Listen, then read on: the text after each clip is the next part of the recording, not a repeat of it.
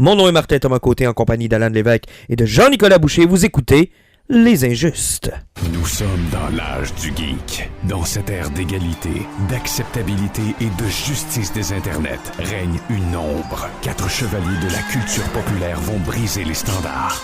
Nul ne sera à l'abri de leurs opinions. En tout temps, en tout lieu, les Injustes.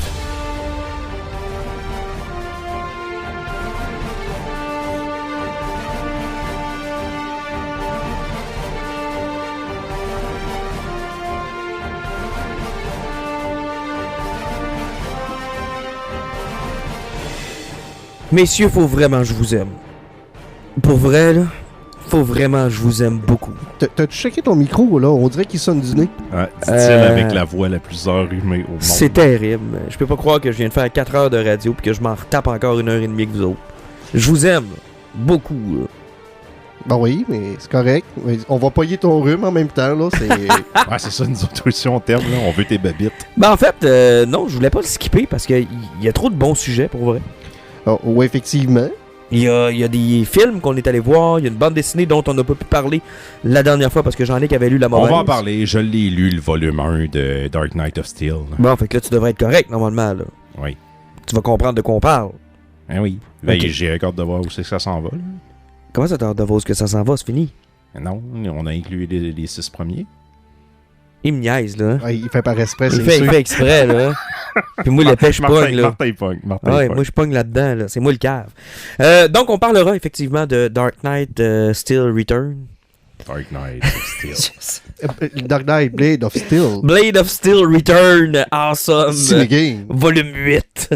On reparlera de ça. Évidemment, il y a des films qu'on n'aura pas le choix de parler. Dune, entre autres, de deuxième partie de Denis Villeneuve, qu'on a vu, nous, dans notre cas, ça fait quelques semaines. Je l'ai vu à sa première fin de semaine en IMAX. Exactement. Jean-Nic, toi, tu l'as vu un peu plus tard, hein? Un petit peu. Comment ça se fait que t'es en retard? Tel un Cuisac Tadérac, Jean-Nic a été piqué à flanc par Alan qui dit « Je vais expliquer aux autres l'univers de Dune ». Fait que Jean-Nic, piqué d'orgueil, a décidé de lire le roman au complet, Non! d'écouter les 2 films. T'es-tu sérieux? T'as lu au complet? J'ai réécouté le film de Lynch hier, puis j'ai même lu le premier tome de la BD de Boom Studio. Fait que Mais t'as lu le roman aussi? Ah oui, je l'ai voyons terminé. donc. Ben oui, c'est pour ça que ça a pris du temps avant que j'aille voir le deuxième. Je voulais attendre de le terminer pour aller le voir. Il n'y a rien là pour être encore plus certain d'être prêt. Il m'a invité à y prendre une bière la semaine passée pour on a parlé pendant 2 heures de Dune. Il a vraiment triché sur toute la ligne. Wow! OK, fait que en plus de ça, t'avais un enseignant personnel. J'ai pris toutes les mesures possibles pour être capable de discuter correctement. Mais je t'envie parce que j'ai quand même essayé de le lire plusieurs fois, le roman, et j'ai jamais été capable. Quand je lisais la préface, ben en fait la postface de son fils, là, parce que ça a été super dur à faire publier à la base, le bouquin, puis il y a un des critiques qui a été le plus acide qui a dit « Je suis pas capable de passer les 100 premières pages de ce roman-là, c'est trop plate. » Puis genre, je me rappelais de notre propre expérience, les 100 premières pages, t'as la tête remplie de noms, tu fais pas la différence entre qui et qui. C'est qui Gournay Alec, c'est quoi un gars... Un Bene Gesserit, puis Ouais, c'est Maozi qui, c'est quoi? Malgarit, Puis puis... t'en as à tonnes, mais c'est con, là, mais passer les 100 premières pages, faire ce step-là, après, là, tu commences à être en terrain connu, tu commences à comprendre le style de narration, puis ça se lit bien. J'ai des réserves, on va en parler, mais... Ben, c'est un 100 pages. Tu dis c'est un 100 pages, mais c'est un 100 pages qui est lourd, là.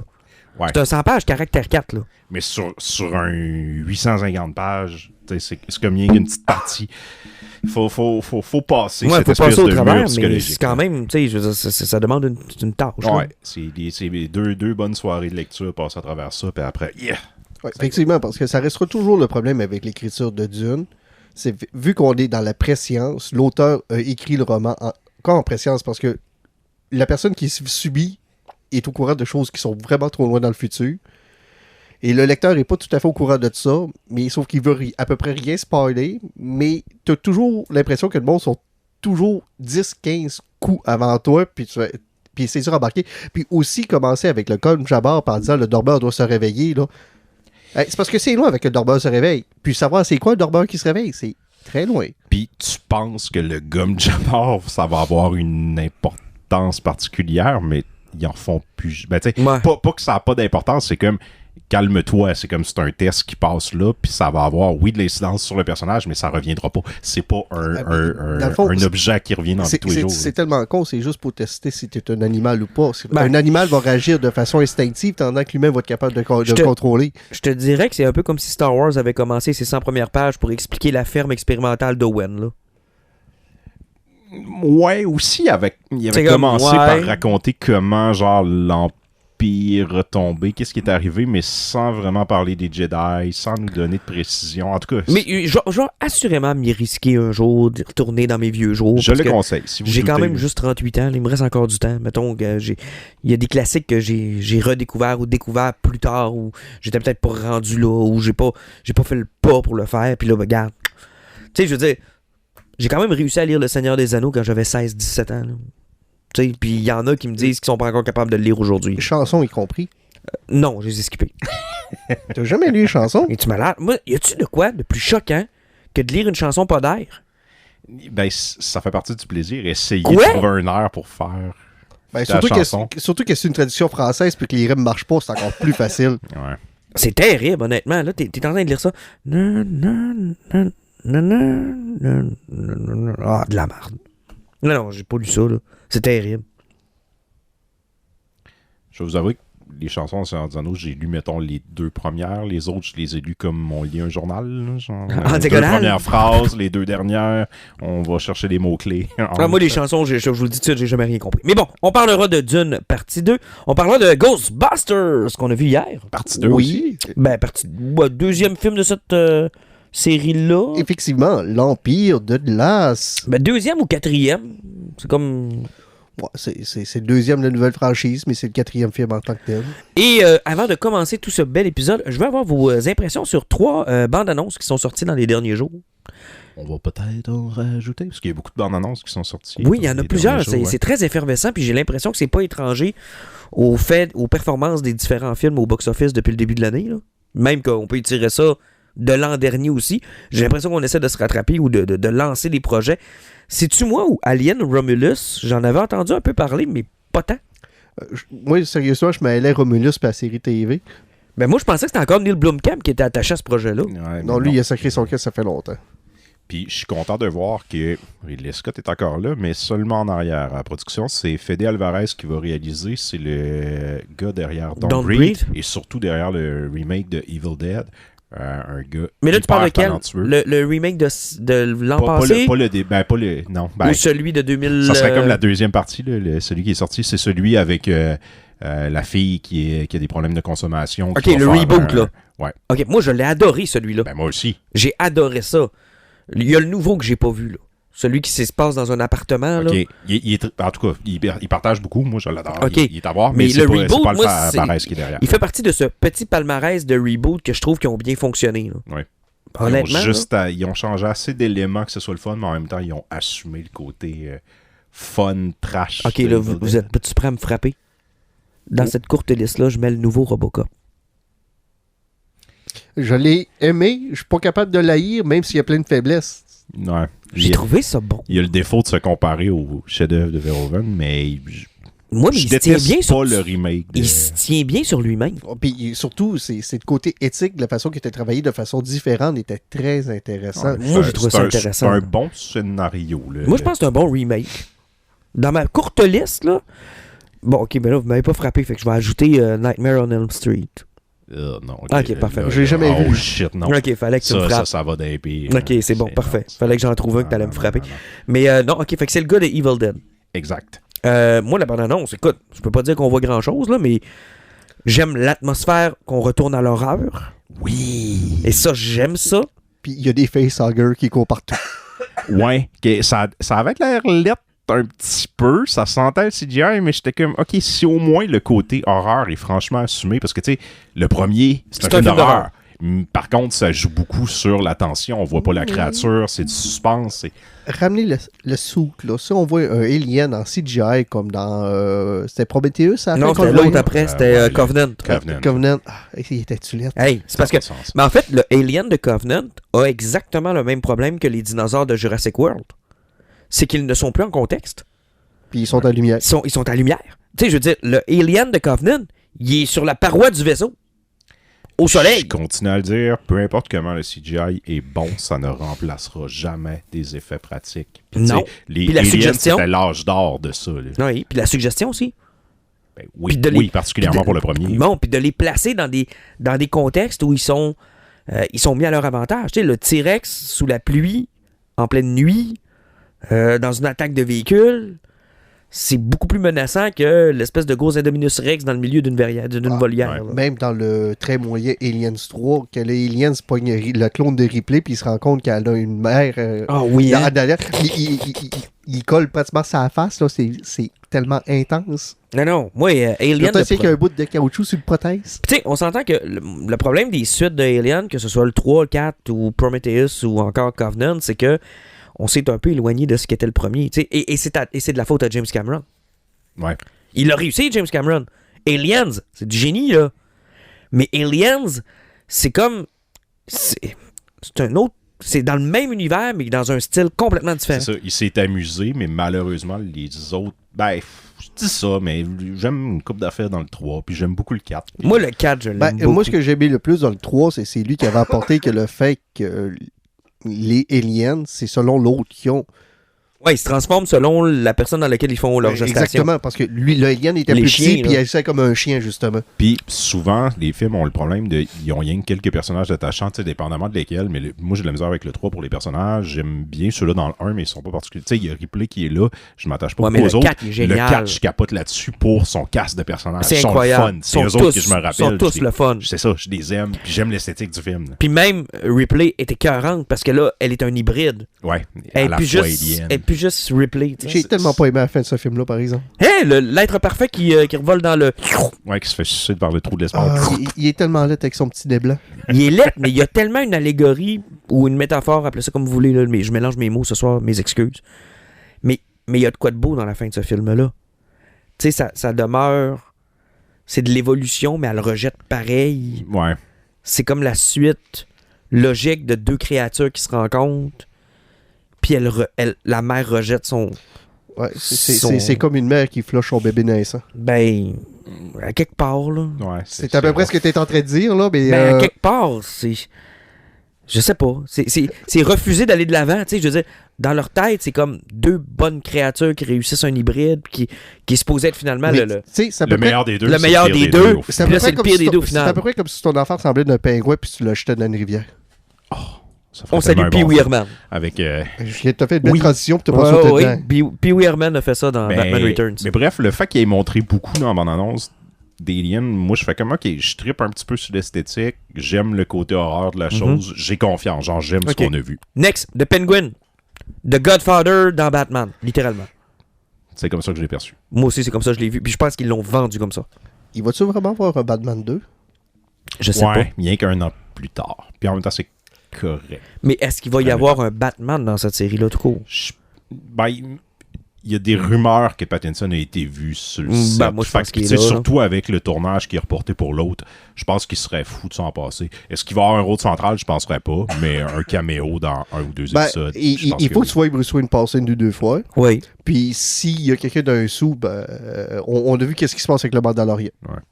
Mais en même temps, tu sais, puis on a lu de la BD de super-héros qui prennent un autre sujet que le héros en tant que tel. T'en as pas nécessairement besoin. Ça peut être, il y a plein de bonnes BD de Batman où Batman est pas là. Puis ça fait ça fait une bonne histoire quand même. Oh, Moi, oui. je pense qu'il y a assez de matériel puis ils ont assez de bons acteurs dans le projet pour faire comme Batman peut rien qu'être une figure à côté. Puis Mais moi, je pense qu'il peut être là, une ombre au tableau ou une menace. Il peut même être là sans être là. évoqué, ouais. Tu sais, il peut être là sans être là. C'est la beauté de Batman. La seule chose, c'est que je trouve qu'ils ont un avantage sur tout ce qu'on a vu dans les CW de ce monde. C'est que là, ils ont quelque chose de mature et de sérieux. Et ils seront pas obligés de trop broder autour de Batman sans le montrer. Ils peuvent se le permettre, là. Ouais. Ils peuvent se le permettre de le montrer, là. Puis j'aime beaucoup la posture qu'ils ont pris parce que tu sais là c'est un teaser qu'on a vu, mais tu sais c'est le pingouin qui est assis puis qui nous raconte un peu l'histoire d'un crime lord qui était dans son quartier quand il Ouais. était jeune, puis Avec son tu sais, ça se cigare. termine sur il faut porter importance sur comment la prospérité va se rappeler de nous dans le fond, puis c'est un élément super important dans le personnage du pingouin, ça, tu sais le fait qu'il soit, tu sais des fois il va faire des bonnes actions, la plupart du temps non, mais du fait qu'il soit un peu difforme, lui, c'est comment les autres le perçoivent, qu'est-ce qu'il va laisser dans l'histoire. Tu sais, c'est comme toutes les bonnes histoires du pingouin tournent autour de cette thématique-là. Puis là, je suis comme, OK, ils ont compris qu'est-ce qui marche avec le personnage, puis ils mettent la bande-annonce là-dessus. Je suis convaincu qu'ils ont un bon angle. Et je te dirais que, tu sais, juste l'atmosphère gangster aussi. Oui. Tu sais, l'atmosphère de la mafia, j'aime ça. Et si vous êtes curieux, Pingouin de Tom King, présentement, C'est dans le même genre? c'est dans le même genre. Ah, ça faudrait que je mette la main J'ai là-dessus. éclairé la prémisse, puis j'étais là, ça ressemble à ce que Tom King fait. C'est le pingouin après qui a faké sa mort, comme on avait parlé Ah dans oui, c'était Batman bon, de ça. Starsky. Et là, c'est comment il veut remonter en haut. Puis il y a des éléments de son flashback, comme à l'époque, il avait réussi à crosser Batman pour réussir à se monter, puis tout, puis à manipuler tout le monde. En faisant, je suis petit, je suis laid, je fais pitié, mais j'ai un plan. Ah, il y a de quoi à faire avec ça. OK, troisième bande-annonce. Beetlejuice. The juice is loose. Oh mon Dieu. J'ai confiance à Michael Keaton, mais j'ai perdu foi en Tim Burton. Ouais, moi, c'est surtout ça. C'est bien tu sais. résumé, ça, j'aime ça. Ouais. C'est vrai. J'ai foi en Michael Keaton.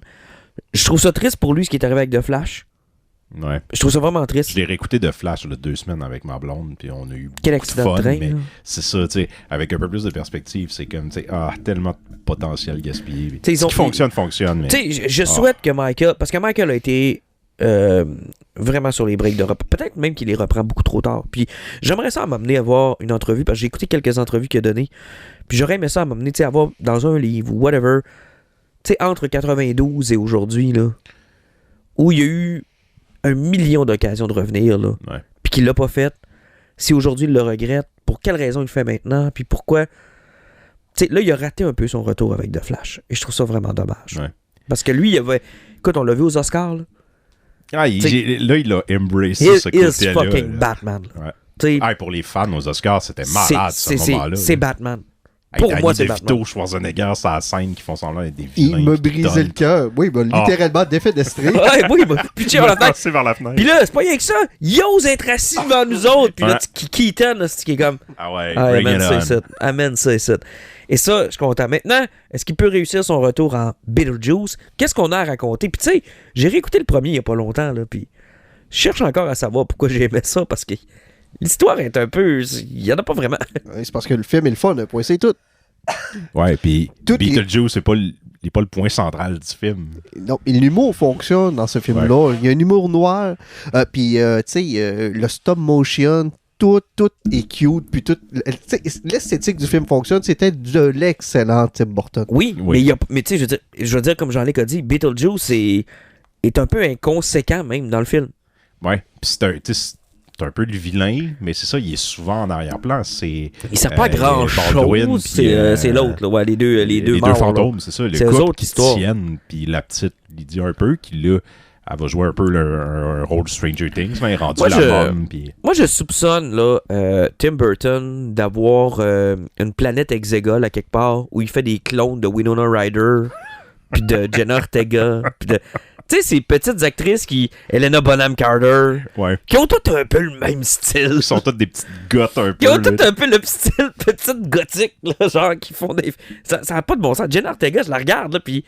Elle était Avant née même, pour... elle est née pour être d'un Tim Burton. Ouais. C'est impossible qu'elle fasse pas ça. Mais c'est drôle parce que, tu sais, elle est atterrie dans sa série Wednesday. Puis La famille Adams, c'est un classique de film des années 90 que Ouais. tout le monde pense que c'est un film de Tim Burton, mais il n'est Mais pas non. derrière Non, ça. non, il y a absolument mais rien à clairement, voir. c'était, tu sais, c'est, Mais il a longtemps été associé à un Barry- projet. Barry, j'oublie son Ouais, nom. Là, qui est- mais il a longtemps été associé à un projet de la famille Adams qui n'a jamais réussi à Je concrétiser. pense que oui. Mais tu sais, c'est comme le fait qu'il soit revenu sur Wednesday, c'est cool. Tu sais, c'est finalement Mais tu sais, je veux dire, la tu théorie. tu regardes Jenna Ortega puis tu fais Tim Burton. Ah oui, absolument. Ça ne peut Elle pas était faite. fonctionner. Elle est faite pour ça. là. Puis de ramener Winona Ryder, de ramener... Ben c'est ça, moi tout est en place. Par contre, la bande-annonce décolle, puis on entend Des l'horrible chanson Déo que je déteste, qui est comme probablement la scène que je trouve le plus cringe du film. Hey, avec c'est laquelle tellement j'ai pas bon, de cette J'aime scène-là. tellement cette J'étais séquence-là. là, il ramène la bande-annonce avec une version, tu sais, comme plus plus horreur. moderne, c'est ça. Puis là, j'étais là, ouais. Puis tu sais, il y a genre le thème iconique de Danny Elfman, puis la Ding, musique ding, dans le film qui est ding, incroyable. ding, J'étais là, ding, ils ont ding, choisi ding. cette horrible chanson-là. Non, mais je sais pas. J'espère qu'ils ont une explication à savoir pourquoi il a vieilli, par contre. là. Ah ouais, ben, Ben, il s'est fait rétrécir la tête, ça a dû avoir un impact. Peut-être. Moi, Je sais pas, je suis curieux. Puis, tu sais, le teaser nous montre pas grand-chose. Vous vouliez ajouter d'autres bandes annonces? Lesquelles j'ai manqué? The Acolyte. Ah Star oui, Wars. c'est vrai! Mais, OK. Genre, Alan, je m'excuse, OK? Je suis vraiment désolé. Puis tu peux me frapper, t'as le droit. Ah, c'est que je m'en crisse de la Haute République. J'ai-tu déjà dit que ça m'intéressait? Je sais pas, mais je pense que t'es as lu. Maintenant, je Tu les les as joués? collectionne. OK. OK. Parce que, honnêtement, c'est un air dont je me calisse. C'est pas un air qui était pas intéressant, c'est que dans les romans puis les bandes dessinées, ce qui est le problème, c'est que après 4 romans, il y avait plus de personnages que dans Game of Thrones. Oh boy, ça aide pas. Hey, ils ont sorti une encyclopédie avec les personnages, ça fait 120 pages. Et tabarnak. La Haute C'est République. un univers qui fait 5 ans que ça existe. C'est juste avant.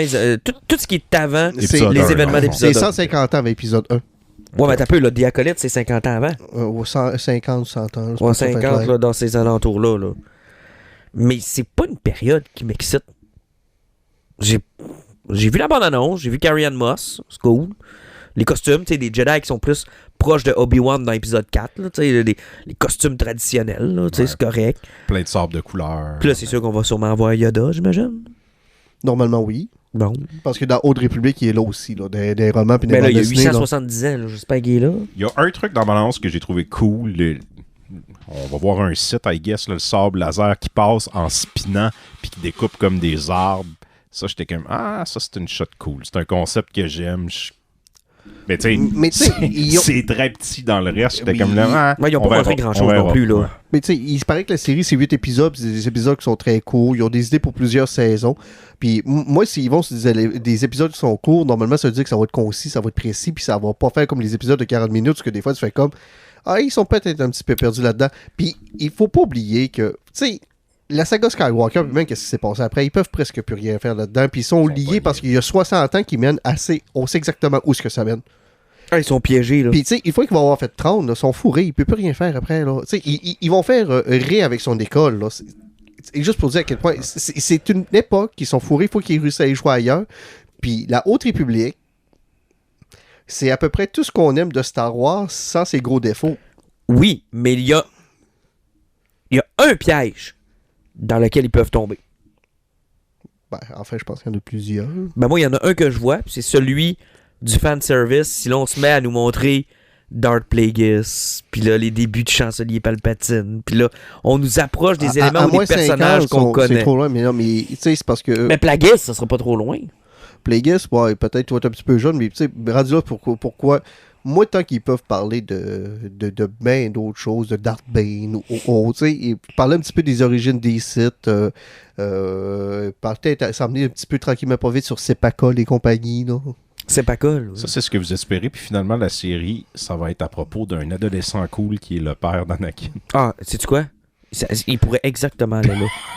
Ça serait dégueulasse. Une affaire que personne se personne pose n'a la demandé, question, personne veut Tout le monde savoir. veut rien savoir, mais que là, il voulait encore une fois un pis de la saga Skywalker. Ouais. Là, comme, il reste encore du lait. Tu Tire vois dessus. Alan pomper, Il là, en j'espère. reste, Qu'est-ce il qui en se passe? reste encore. Attends un petit peu. Ça là. fait que Smee qui a dit qu'elle est tombée enceinte, c'est juste qu'elle était d'un bord et elle s'est fait trouver. Genre.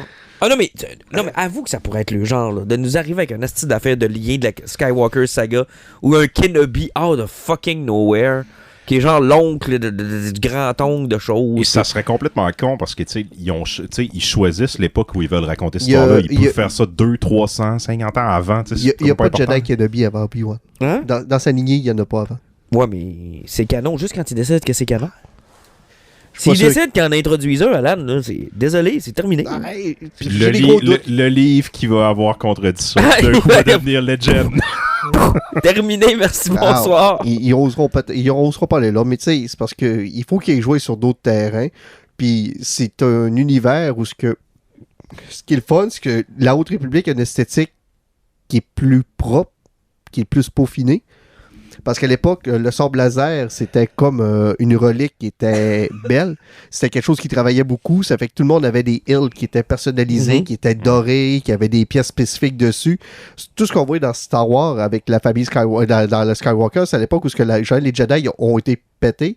Puis dans le fond, il ramassait les sables laser, il perdait tellement souvent, puis il débâtissait tellement souvent qu'il bâtissait ça avec des morceaux qu'il ramassait à terre, puis ça donnait des sables laser qu'on avait tout croche. Ben, c'était devenu des soldats, c'est ça l'histoire de la prélogie, c'est ça? Ouais, c'est qu'ils ont tous perdu leur esthétique, c'est que là, on va voir quelque chose qui est plus propre, qui est plus douette. Puis tu sais, ça va faire un changement, ça va nous dépayser un peu, puis on a besoin d'être dépaysé puis perdre un peu ses repères. Oui, je pense que oui. Puis d'introduire des nouveaux personnages. Moi, je suis curieux. Il y a plein de monde qui ont présent dans mon annonce. Puis tu sais, moi, je l'ai écouté, puis je n'ai pas vraiment d'intérêt. Je vais l'écouter, mais tu sais, Commandor, j'avais pas vraiment d'intérêt. Tu sais, je partais vraiment reculons, puis finalement, c'est mon produit préféré de Star Wars. Fait que tu sais, je suis comme... Là, c'est ça. Comme tu dis, là, ils ont plein d'opportunités de créer des affaires le fun. Fait que... Ouais, puis tu sais... Surprenez-moi. S'ils font pas les mêmes gaffes que les autres séries que dire que l'acteur qu'ils ont engagé qui a jamais réussi à monter des escaliers sans s'enfarger peut faire un dropkick, là, hein? Fine. Prenez des cascadeurs, restez Disney, là. Puis arrêtez les espèces d'écrans en arrière pour faire des faux décors. Ah, ça a été confirmé, il n'y en a pas. Ok, ça c'est une bonne chose. Parce que la pandémie est finie, puis ils ont compris que... J'ai oublié dans que ça Obi-Wan, s'appelait, là, c'était... la barrière dans Obi-Wan. Le feu dans Obi-Wan, là, c'était... L'espèce de truc d'expansion, explosion, je me rappelle plus quoi ça s'appelle. Mais d'un coup, on est là. dans un jeu vidéo de PlayStation 1, Ouais, genre il y a un feu que tu peux pas faire le tour. C'était vraiment triste. Là, puis il était obligé d'être toujours dans le désert parce que c'était plus facile avec ces écrans-là. Ouais, tu sais, Vader qui regarde Obi-Wan, ok, c'est le gars que je veux absolument tuer, mais là, il y a du feu. J'aurai sûrement une autre occasion. On s'en comme, man, ça fait 20 ans que tu cours après. Tu sais, il est là. Fais un effort, il passe par-dessus. Ouais, on va se recroiser. On va le convaincre. Ben, qu'il court après les espèces d'insurgents, puis que lui, il sauve dans sa nacelle, puis il tire pas sur le vaisseau. Ah, c'est n'importe quoi. Cette petite série-là a plein de problèmes. Bon, ok. Est-ce que j'en oublie une autre? On a fait le tour? Je pense que c'est correct. Parfait, Ouais. on passe à Dune.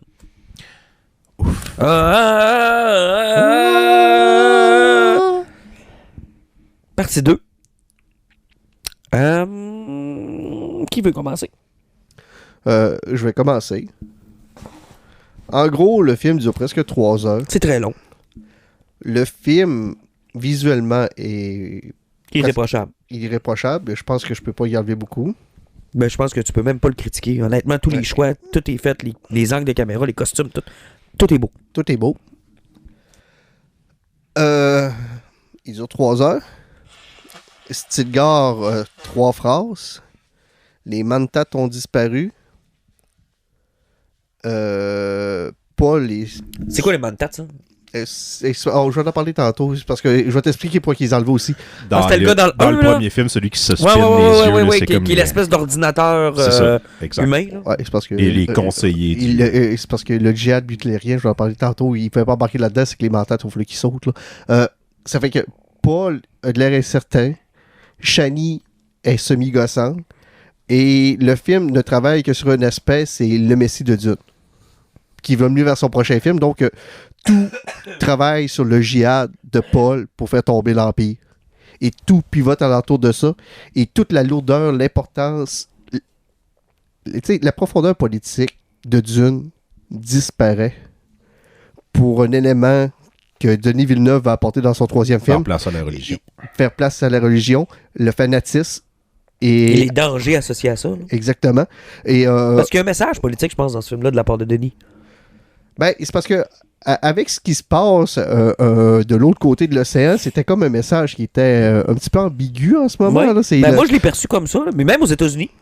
Oui. Tu sais, je veux dire, quand tu vois ça... Là... Avec ce qui se passe avec la droite, sauf que, oui, il y a un message qui passe là-dedans, sauf que le film a été simplifié au maximum pour faciliter, parce qu'on se rappellera que le premier, il lançait des pointes sur la politique un peu partout, puis tout le monde était largué, surtout que il est supposé se passer presque 5 ans avant que le père Leto meure. Mais tu as eu l'impression qu'il se passait 3 semaines.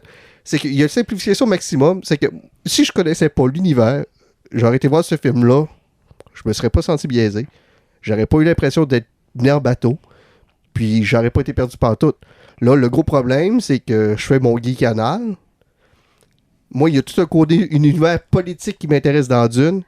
Il l'a éclairé au grand complet. Donc moi, j'ai vécu un vide absolu en adorant le film, mais en faisant comme c'est pas ce que j'aime dans Dune. En fait, est-ce que tu dis qu'ils ont toujours pas réussi à adapter Dune comme toi tu le voudrais? Ben, c'est parce que c'est impossible. Ça serait une série TV sur 5 ans à 12 épisodes par Parce mois. que le problème de Dune, puis là, je peux en parler, là, c'est fraîchement lu. Il y a beaucoup de layers, mais il y a beaucoup de trucs qui prennent du sens avec les œuvres d'après. Ok. Puis des trucs qui ont été apportés. Des Parce graines que qui sont semées. tu te rends compte, là, c'est un univers hyper riche, mais t'es un peu comme dans Le Seigneur des Anneaux, genre. Ça te rend, tu sais, tu te fais raconter rien qu'un petit bout d'histoire là-dedans. Tu suis un personnage, Paul Atreides, ben, puis les gens autour de lui, puis tu le suis dans un moment clé. Mais tu sais, ça a plein d'impact. Il y a eu du avant, il y a eu du après. C'est un univers qui est super riche. Et t'as tout le temps l'impression que cet univers-là va être en expansion. Ce qu'on te raconte, là, c'est un petit moment donné qui est super important. Puis c'est ce qui est déstabilisant un peu parce que Ben, là, le film a fait le choix de dégraisser dans tout ça. Fait que Ben, quand c'est tu un connais peu, ce qui se passe autour, oui, t'en perds. Par contre, c'est un bon choix de narratif qui a Ben, fait Denis c'est un peu Villeneuve. l'équivalent de quelqu'un qui lit le Nouveau Testament. Là, tu sais, je veux dire, ce qui mène au Nouveau Testament, c'est tout ce qu'il y a eu des écrits d'avant, puis il y a encore plein d'écrits après. Ouais, là, pour faire du pouce, ce qu'Alan disait, il y a des gens que le Nouveau Testament, c'est pas quelque chose qu'ils considèrent comme une œuvre qui fait partie de leur croyance. Non, mais ce que je veux dire par là, c'est que c'est le point de vue d'une personne à un moment clé de l'histoire de l'humanité. Ben, c'est ce qui est une particularité dans le livre aussi, puis Alan le disait plus tôt, c'est pas un point de vue. Le roman est omniscient. C'est un narrateur Dieu qui connaît à la fois le passé et le futur, puis moi, c'est quelque chose que j'ai trouvé plus faible dans le roman. Il y a pas d'intrigue. Genre, le fait là, qu'il y ait un traître au début, là, dans le premier, Oui. puis que ce soit le docteur. Dans le roman, là, la première scène entre Jessica et lui, on est dans sa tête, puis il dit « J'espère qu'elle découvrira pas que c'est moi qui va devoir les trahir. » T'as Fait que tu le sais littéralement appris 3 pages avant qu'il y avait un traître. J'étais là « Wow! Quel potentiel gaspillé d'intrigue dans un roman! » Mais en même temps, il y a comme tellement d'autres trucs qui sont cool, c'est tellement riche que tu peux pardonner ça. Par contre, dans le roman, il y a beaucoup de ça. Vu que tu es omniscient, il n'y a jamais de « Ah, je me demande comment ça va se résoudre. » Tu es tout le temps dans « Les personnages savent tout. » Puis là, en plus, tu as des personnages qui lisent le futur puis l'avenir, qui savent où ils s'en vont. C'est difficile d'adapter ça, là. Parce que, exactement, c'est la particularité de l'épice. Parce qu'il faut pas oublier que dans Dune, si tout le monde court après l'épice, c'est à cause de sa capacité d'augmenter l'esprit. Parce que, après le djihad butlérien, qui était Terminator 2, Littéralement. c'est que l'intelligence artificielle a pris le contrôle de l'humanité. Parce qu'il faut pas oublier que Dune, c'est nous. Mais dans le futur. Mais c'est nous, en tant que société. Puis, une fois que l'intelligence artificielle a pris le contrôle de l'humanité, l'humanité est rentrée en guerre. Et l'humanité a détruit les machines, a réussi à gagner. Et une fois que la guerre a été gagnée, ils ont écrit la Bible orange. Donc, c'est le testament numéro 2. Mais c'est la Bible, écrit en 2, pour enlever les robots puis l'intelligence artificielle. Donc, l'automatisation est interdite dans Dune. C'est ce qui explique la technologie. Et en plus d'avoir plus d'automatisation, ben, les Bene Gesserit, c'est eux qui ont écrit la Bible orange. Puis elles, en consommant de l'épice, ils sont devenus comme prescientes. Et ils ont vu un potentiel de créer un Jésus 2. Et c'est le plan qu'ils ont depuis des milliers d'années. Pour faire une synthèse de base, c'est ce qui est Dune, puis c'est pourquoi que tout est calculé avec une préscience, puisque le monde sait où ils s'en vont. Donc c'est le Testament 2 pour mener à Jésus 2. Oui, ben c'est un peu comme ça que je l'avais vu, là, mais sans l'explication que tu viens de me donner là. Puis la problématique, puis tu sais, ce qui est vraiment l'arc narratif, c'est que Jésus 2, dans le plan, il arrivait une génération d'après. C'était supposé être Jessica, une fille, puis cette fille-là va marier un autre Harkonnen, puis leurs enfants à eux va être le Kusaka Derak. Mais Jessica, dépendamment, parce que dans le film, c'est mis de l'avant que c'est elle qui prend la décision D'aller plus vite, genre. d'aller plus vite. Oui, Dans le parce roman, que- c'est comme, on sait pas si c'est... Elle était tellement amoureuse de Leto qu'elle a décidé de lui donner C'est un encore, fils. c'est encore pire que ça. ambigu. Leto avait un fils. Il était marié. Elle, c'est une concubine, Jessica. Concubine, ouais. Et dans un attentat contre la famille Atreides, son fils meurt. Leto est dévasté. Et il est vraiment traumatisé. Il s'en remet pas. C'est que Jessica, qui est follement amoureuse de lui, passe par-dessus ce que les Bene Gesserit qui ont demandé de lui donner une fille, puis il lui donne un gars. Parce qu'il avait perdu son héritier. Et ça, c'est expliqué d'un roman de 1200 pages écrit par son fils et Kevin Jenderson.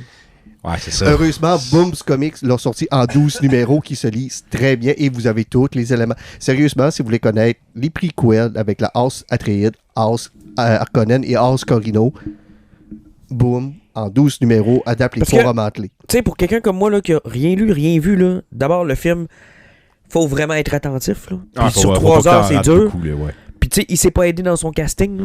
Puis dis-toi, là, ils ont fait des choix qui sont weird, mais normalement, là, Shani et Paul ont un enfant. Oui. Puis quand Fade Rota arrive, puis que, tu sais, ils vont détruire, là, ils ont comme remplacé le personnage d'enfant par l'ami de Shani, là, l'espion Oui. qui reste en arrière, qui se fait tuer. Normalement, dans le roman, c'est comme c'est le fils de Paul et qui- Shani. Puis là, ça fait comme il donnait la dernière raison pour... Ben, tu sais, il a même pas l'air, c'est Shani qui est dévasté. Lui, il fait comme une affaire de plus pour ajouter à la vengeance contre les Harkonnen, puis là, on va te les faire sauter, tu sais. Mais c'est quand même... Ils ont décidé d'écarter carrément, le genre. Mais ils ont qu'il y avait écarté un sa sœur enfant, tout là. court. Là. Ouais, ben, elle reste. Ben, tu sais, elle est là pareil. On Ouais, a pas mais sous forme c'est- de fœtus, Hey, pour quelqu'un mais- comme moi, c'est weird en Christ Et l'histoire du fœtus. Là. sérieusement, la finale est importante, sa sœur. Sauf que le problème de la sœur, c'est qu'elle est presciente avant de venir au monde. Donc, C'est ça. elle Elle vient, est dure à expliquer, ben, elle vient au monde, puis est capable de parler et de raisonner. Parce que moi, le bout de la sœur et du bébé, là, c'est probablement le cachet le plus facile pour Anna Taylor-Joy. Là. Mais tabarnak que j'ai fait comme moi, c'est weird en Christ. Là. Puis c'est drôle parce que dans le film de Lynch, ils ont comme décidé d'y aller genre all-in. Elle est là, puis. Ah, on elle est là, puis elle est l'explique encore plus semi. épeurante. Ouais. Parce Mais que c'est dans comme un enfant qui Dans le roman, elle parle était comme un adulte. peurante aussi, c'est Mais- ça. Parce que elle est en avance sur Paul. On va spoiler comme un petit bout de la fin, là, parce que quand il la regarde, les Bene Gesserit regardent Paul, puis ils font comme Une abomination. C'est elle qui parle. Il parle, en général, c'est la fille, puis la sœur, elle se dévie, puis elle regarde les révérends de mère, puis elle dit fermez-la, écrasez-vous, puis les révérends de mère tombent tout à terre. Puis c'est là qu'ils disent abomination, parce que une petite fille qui a à peu près 3 ans écrase les révérends de mère avec la voix. Elle a déjà tout leur pouvoir à elle, puis en plus, elle se projette. Tu sais, elle est comme. C'est ça. C'est le genre de Ce personnage bout-là qui, elle donne le goût Mais de il a été moins continuer. bien travaillé, je trouve. Tu sais, je veux dire, Ouais. moi, comme gars qui savait rien de ça, j'étais allé le lire par la suite, puis j'ai écouté celui de Lynch plus tard, qui l'a quand même amené dans son film. Je m'explique encore mal pourquoi je comprends pas pourquoi il l'a pas fait. Ah, ça a été trop compliqué. Mais là, c'est plus compliqué ce qu'il a fait, je trouve. Il a écarté tout ce qui retirait le regard de Paul. Si ça t'éloignait de Paul, il l'a enlevé. C'est ça. Il a ramené ça à Paul, dans le fond. En fait, Puis, il a réglé le problème que Ghostbuster a. Puis Paul- Shani, qui est un personnage qui est effacé, qui n'existe pas vraiment dans le roman, mais là, il l'a ramené, mais tu sais, il n'y avait pas le choix à cause de l'actrice qu'il a mis dedans, il fallait qu'il donne un rôle, mais sauf que tu sais, il a comme mis la conscience. Tu sais, dans le fond, Shani, c'est Jiminy Cricket dans ce film-là. Moi, j'aime beaucoup ce qu'ils ont fait avec le personnage parce que, tu sais, en plus, ouais, dans le roman, il y a Shani, puis il y a la femme de Jamie aussi, le gars qui tue. Là. Normalement, quand il revient, il prend sa femme puis les enfants de Jamie aussi. OK. Puis le Shani est comme jalouse, mais il fait comme c'est pas grave, tu vas être ma concubine aussi. Puis, tu sais, ils sont comme avec tous ces personnages-là. C'est bien qu'il ait fait le ménage là-dedans, mais c'est bien qu'il ait donné un peu plus de viande au personnage des Shani. Mais encore une fois, puis tu sais, ce qui aide pas Denis Villeneuve, moi je continue à croire que honnêtement j'aurais été moins fucké si la sœur avait été jouée comme dans Lynch. Là.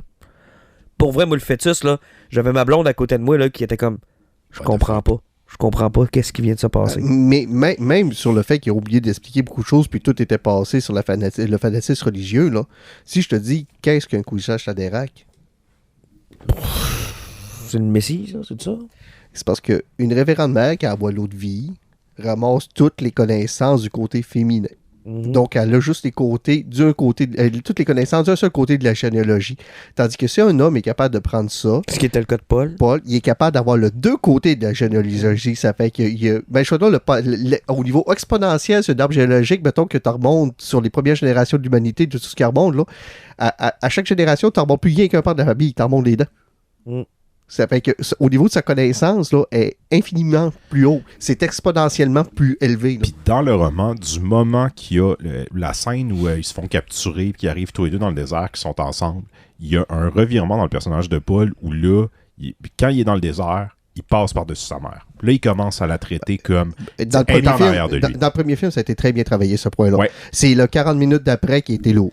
Et dans tout le reste du roman, normalement, Paul, il est pas en mission, il est pas convaincu par lui-même. Il est déjà next step. Genre, il sait qu'est-ce qu'il doit faire, il est neutre, il n'a plus vraiment de sentiments, il a pas l'impression que c'est lui le sauveur. Il sait que ça doit être lui, puis il prend ses décisions en fonction de ça.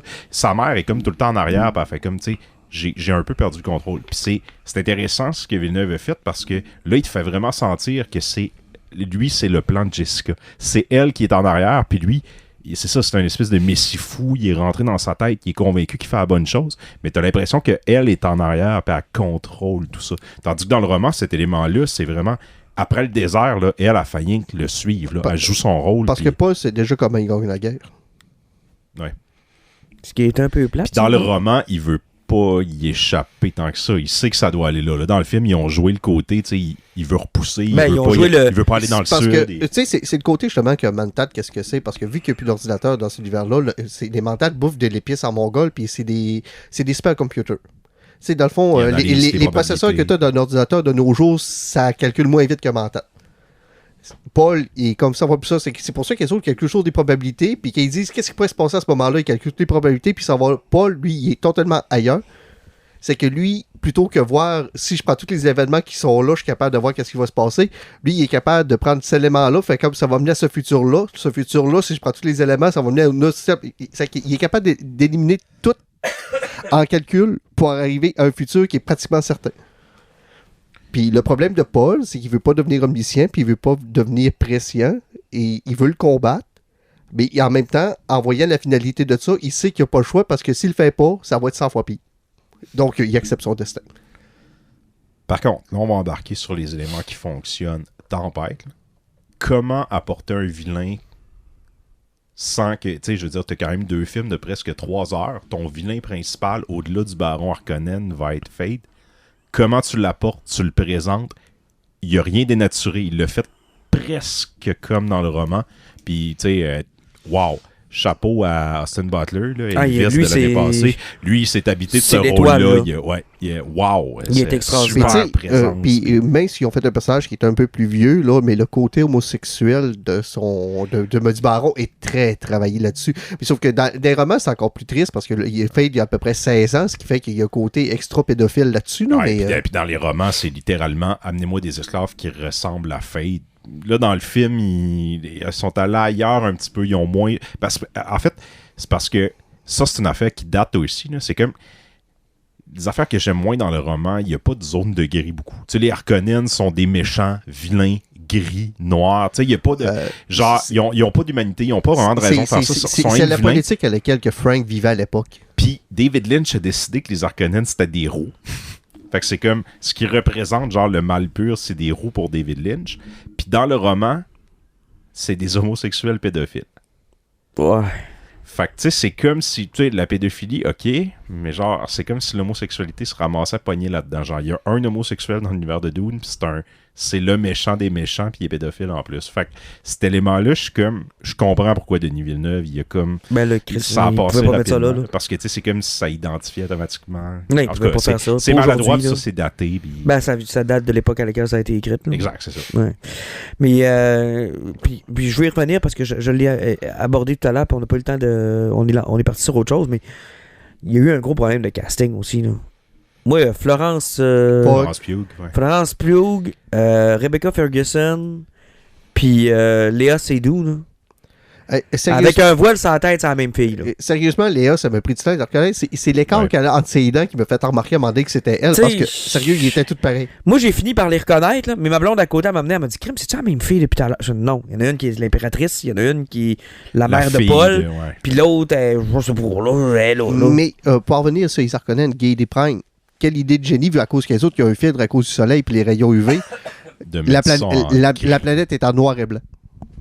C'est que toute la séquence sur la planète Gay Prime est en noir et blanc, et ça, c'était brillant. Et autant, là, quand j'ai fini le premier film, j'avais dit à ma blonde, je pense que tu vas aimer ça parce que t'aimes ce genre d'esthétique-là, mais moi, j'aime pas ça. Puis Denis Villeneuve fait ses films de même. C'est très genre... Il y a des plans où ça ferait des beaux tableaux sur un mur, puis moi, je l'accrocherais. Moi, je l'accrocherais pas, je trouve pas ça beau. Dans le deuxième, là, je suis là, OK, là, ça a cliqué. Autant j'aime pas l'esthétique du premier dans le dialogues. Oh, il est pas fort des dialogues. Non, puis il l'a même dit en entrevue. C'est du cinéma. Je sais, sauf que... Sérieusement, c'était le gars, là, qui était toujours Al-Keabib, ou je me rappelle, parce que je suis perdu le nom, là, mais c'était lourd. Ouais, mais il l'a même dit en entrevue. Il aime pas ça, puis c'est pas fait pour ça, puis ça se ressent beaucoup dans le deuxième, là, des images, puis un peu comme tu le dis, c'est... J'avais déjà dit ça de Zack Snyder aussi, mais lui, il contrôle peut-être moins bien, là, mais c'est des séquences de tableaux, là. Ce n'est que ça, là. Ça me fait penser à, tu sais, là, les Les vieilles lunettes rouges à Fisher-Price qu'on avait, là. Schlack. Ouais, c'est ça.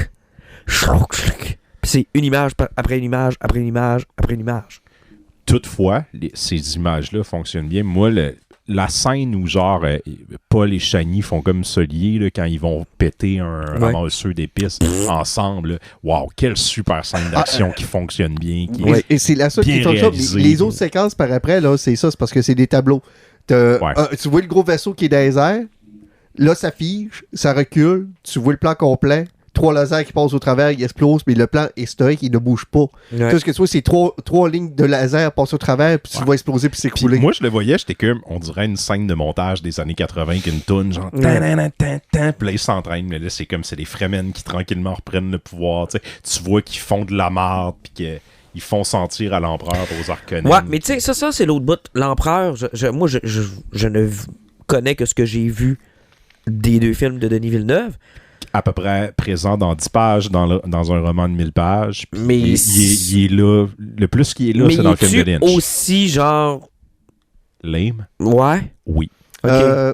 Ça, c'est un gros problème parce qu'il faut tellement lire de Dune pour aller chercher de l'information. Ouais. Parce que ce qui arrive avec l'Empereur, c'est que pour avoir le contrôle de la galaxie, il faut que tu contrôles l'épice. Pour contrôler l'épice, il faut que tu contrôles Arrakis. Et c'est des as, dans le fond, qui ramassent le droit d'aller ramasser l'épice pour l'empereur. Sauf que une maison qui réussit à trop ramasser d'épices et devenir trop puissante là-dedans et qui est trop bonne, gagne en pouvoir. Et si elle est trop fonctionnelle là-dessus, elle peut overthrower l'empereur. Mm-hmm. Et c'est le problème de pourquoi il avait tué Leto. Quand il a envoyé Leto parce qu'il n'avait pas le choix de l'envoyer, c'est un piège. Non, c'est parce que Leto, c'est son chum. Les deux sont amis. Sauf qu'il sait que Leto, c'est tellement un bon gars que tout le monde l'aime, que quand il a envoyé sa Arrakis, il a vu qu'est-ce qui se passait, il fait comme, hostie, s'il rallie Fremen de son bord, je suis funny. Il sait, il l'envoie là, puis il dit Leto va utiliser ça pour battre les Harkonnen. Mais là, il se dit, c'est qu'il va arriver un coup qu'il va avoir pété les Harkonnen. Puis, toute la galaxie va l'aimer, puis il va dire il savait que les Harkonnen, ils volaient de l'épice, mais il a choisi le meilleur mal des deux.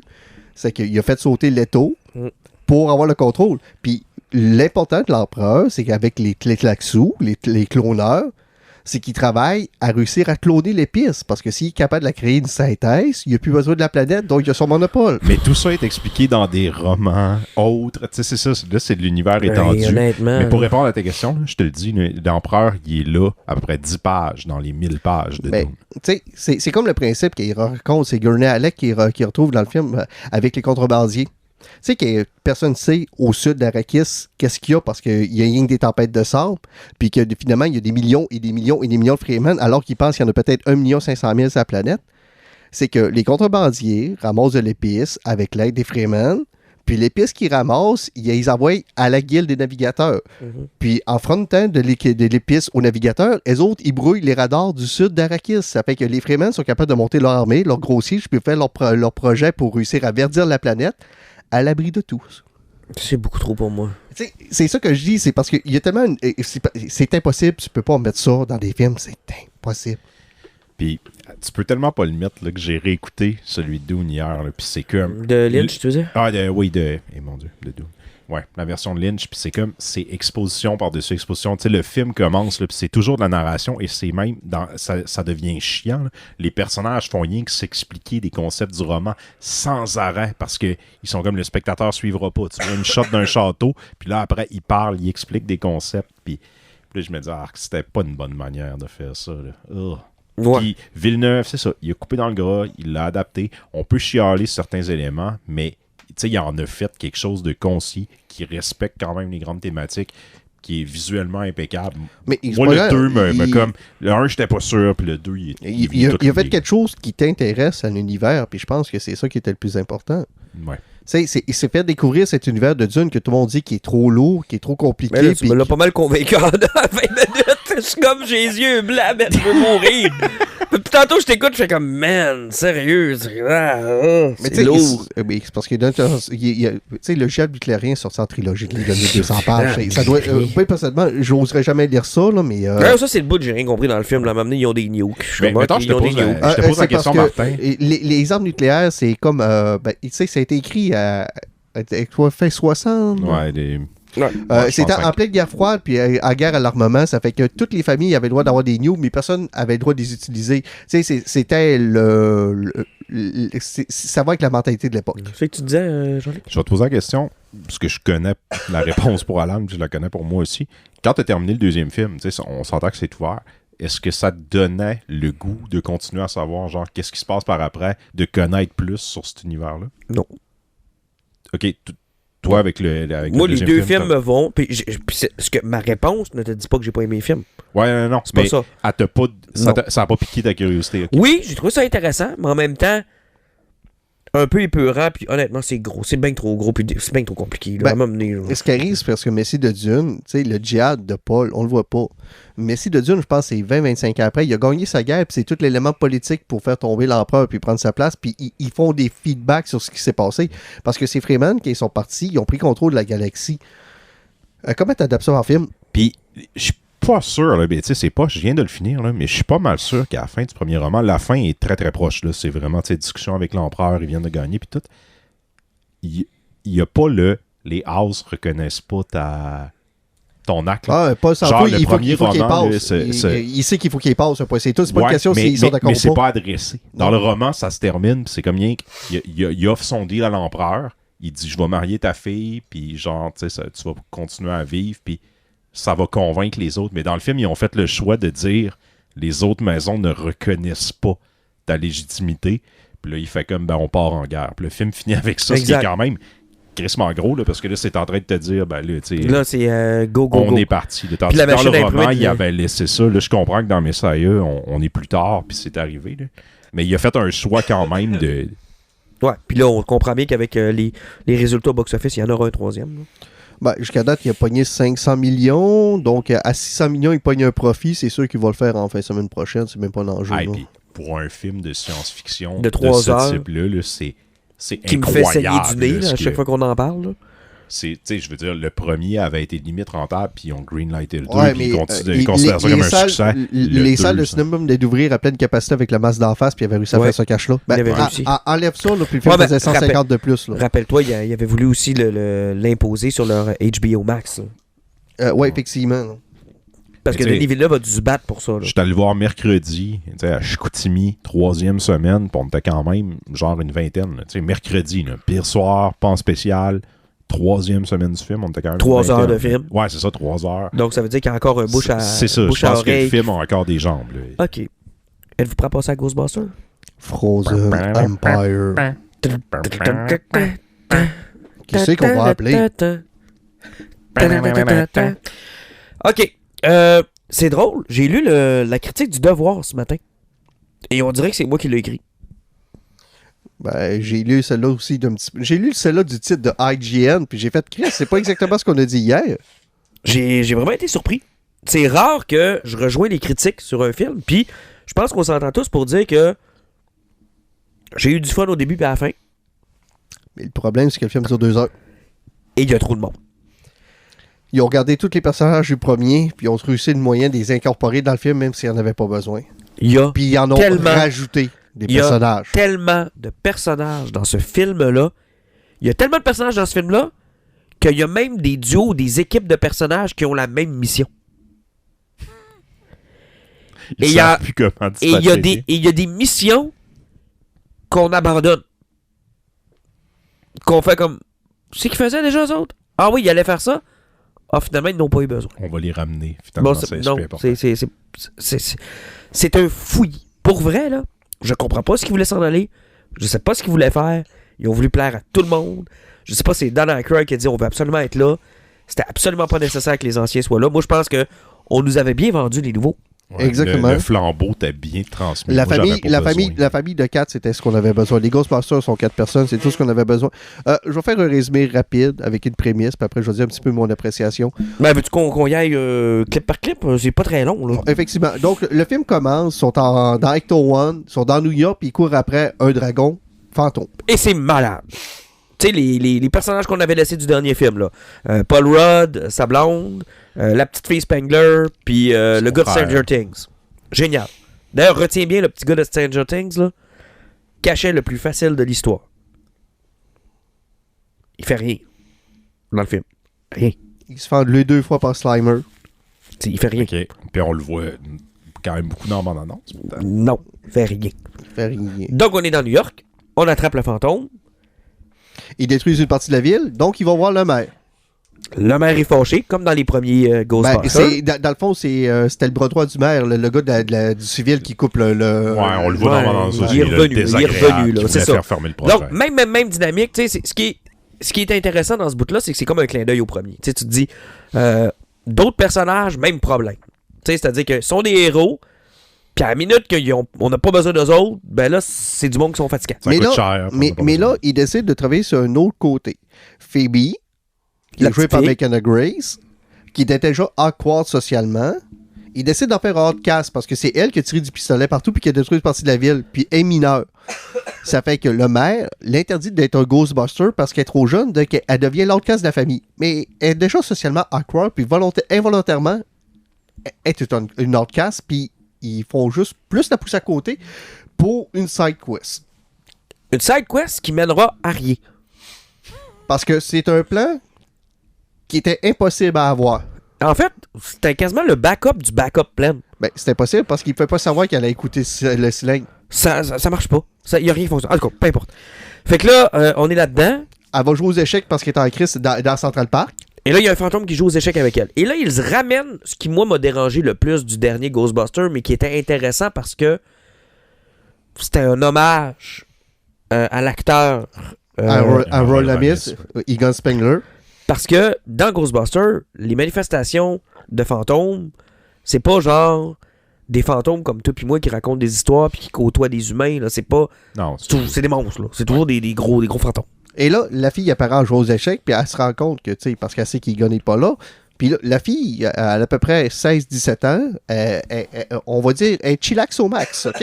C'est ridicule. Elle parle... Elle casse le elle se ton. rend compte qu'il y a des bons fantômes. Elle est morte, ça fait plusieurs années, mais elle parle comme une adolescente de 2028, là. Ouais, Tu sais, elle est en avance sur son temps, c'est pas une pas de joke. Et là, le film nous prend vraiment pour des caves en faisant comme, ils allumeront jamais.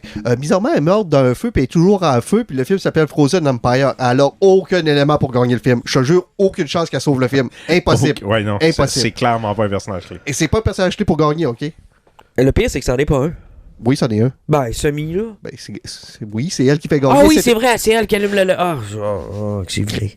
Bon, C'est Martin suivait Martin avait abandonné. J'étais sur le bord d'abandonner ce bout-là, mais lui, il avait vraiment abandonné. moi, j'avais abandonné. Là. Rendu là, j'étais comme, c'est que ça n'a pas de rapport. Et là, il y a comme une tension sexuelle qui se crée Entre les deux entre filles. Phoebe puis elle. On sait pas pourquoi. Puis plus tard dans le film, tu vois, ça va revenir. Parce que là, il y a tellement de personnages que pendant que ça se passe, on découvre qu'au-dessus de Ghostbuster, on se rend compte que là, il va falloir, tu sais, avoir plus de machines, plus de trucs. Il y a un autre Ghostbuster. Plus gros. Effectivement, parce que le storage qu'il y avait pour les fantômes il est en train d'exploser parce qu'il est trop gros. Puis dans le premier film qu'ils l'ont ouvert, là, ça a ouvert un portail vers l'autre monde. C'est que si jamais il y a trop de fantômes qui explosent encore, c'est qu'il n'y aura plus de différence entre notre monde et celui des fantômes. C'est à peu près ce que j'ai compris dans ce qui n'avait pas de sens. Et là, ils se rendent compte que... Mais le problème, c'est qu'ils ont déjà la solution parce que, imagine-toi donc que pendant qu'ils laissaient 4 personnes péter la ville de New York avec un entrepôt déjà trop plein. Ils n'ont pas réparé Ecto One, puis ils n'ont pas réparé la centrale de pompiers. Mais il y avait un autre Ghostbuster fondé par Winston. Avec des équipements de haute pointe de technologie, mais les vrais Ghostbusters, il n'y avait pas accès. Puis ils ont déjà des meilleurs packs de protons. Ils font des expériences plus avancées sur des fantômes capturés. Ils sont capables d'extracter les fantômes d'un objet qui est possédé. Mais l'histoire avancerait pas s'ils nous présentaient ça au Mais- début. Fait qu'il faut que ça arrive dans mais un grâce à ça, moment où c'est Parce qu'ils convenient. peuvent nous Pas de représenter. sens. Mais là, ils peuvent nous représenter, excusez-moi parce que j'ai perdu son nom, ils nous représentent le personnage noir du premier film qui travaillait dans le restaurant. Ils peuvent nous ramener grâce à ça. Et tu sais, la fille qui était super intelligente, là, c'était comme une fille de fond de rang, là, qui faisait du pick-up, là. Ben, c'est une super scientifique qui connaît les fantômes. Elle fait son stage là-bas, puis elle est en secondaire 2. Ouais. Fait que là, ils ramènent des personnages du premier film. Puis Mais ils servent à rien. Eux autres, c'était là. Ils étaient amis avec les Ghostbusters. Tu sais, les Ghostbusters ont travaillé on sait pas combien d'années en étant les Ghostbusters en pensant être les seuls à avoir une technologie pour le faire. Mais pendant tout ce temps-là, ils avaient une maison mère qu'ils connaissaient pas. Effectivement, puis en parallèle... Qui ont la solution à leur problème. Les autres, ils pensaient que c'était Puis- le premier McDo à Chicoute. Genre. Puis en parallèle à ça, t'as Dan Aykroyd, que lui, vu que c'est un gros weirdo, a décidé de faire une chaîne YouTube, puis il a réussi à lancer sa chaîne YouTube grâce à podcast. Le personnage du premier film. Je l'aimais, lui. Et là, eux autres, ils ont une autre side quest. Parce qu'eux autres, ils se font visiter par l'acteur indien, que je me souviens plus de son nom, là. C'est celui qui joue dans Eternal, ça qui est ultra The populaire. Eternals, là. Là. Ah ouais, Niman. Kunjari ou... Bon. Je vais c'est, te juger le gars de qu'il- Harold Kumar. il s'appelle Kunar. Là. Ouais, Kunar Comme toutes les Manjari. Bon, lui, là, il arrive avec une grosse boule en laiton. OK? Puis là, il va vendre 50$ parce que ça vient de sa grand-mère. Qui, elle, vient d'une longue lignée de protecteurs de ce qu'il y avait là-dedans, mais elle y a jamais dit. Puis c'était seul qui a le pouvoir pour réussir à tuer le vilain. Ben, il a jamais dit. Elle y a jamais dit. Fait que lui... Frère de la fille de feu. Non, tu vas voir. Non, c'est bien plus cave que ça. C'est le petit gars qui est chauve qui a une flèche bleue sur la tête. Avatar. Bref, le gars, OK, a en sa possession un artefact qui était sous la protection de sa grand-mère qui, elle, n'a jamais cru bon de dire à personne de sa descendance qu'il faut protéger ça.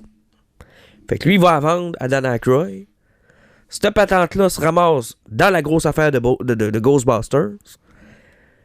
Et là, il voit que les fantômes réagissent à cette boule-là. Fait qu'il y a assurément quelque chose dans cette boule-là. Là, on découvre, grâce à Dan Aykroyd qui s'en va à la bibliothèque. Écoute, tu me suis, là? OK? Pendant ce temps-là, Phoebe est avec une fantôme. Puis Paul Rudd veut être le papa des Spengler. Puis le fils de la mère, lui, a des problèmes à cause du glouton qu'il mange dans le grenier. C'est exactement Ça se rien passe que tout en même temps, là. Là, on est dans le 7e épisode de cette Non, série. non, ça se passe tout en même temps, OK? Là, ils vont à la bibliothèque où ils trouvent un dude qui est au courant de la fois qu'ils ont ouvert ce boule-là à New York. Qui était l'opening En du film 1900. avec des pompiers en 1700 quelques à peu près, là. Et là, il y a un tube de cire qui a enregistré les paroles magiques pour ouvrir la boule. Il y a un fantôme qui passe de matériel à matériel, qui s'est sauvé sous l'influence de la boule, dans le but de posséder le petit cube de cire, pour le ramener pour pouvoir le faire jouer au méchant pour le libérer. Mais arrêtez, c'est pas ça le vrai plan. Non. Le vrai plan, c'était en jouant aux échecs, la fille qui était en feu, elle voulait réussir à s'amouracher de Phoebe, puis grâce à s'amouracher à Phoebe, elle a réussi à dire « Moi, je veux necker avec toi, mais pour necker avec moi, il faut que tu sois un fantôme. » Ça fait que Phoebe va devenir un fantôme parce qu'elle a vu qu'elle a écouté le rouleau de cire qu'il a pas réussi à récupérer.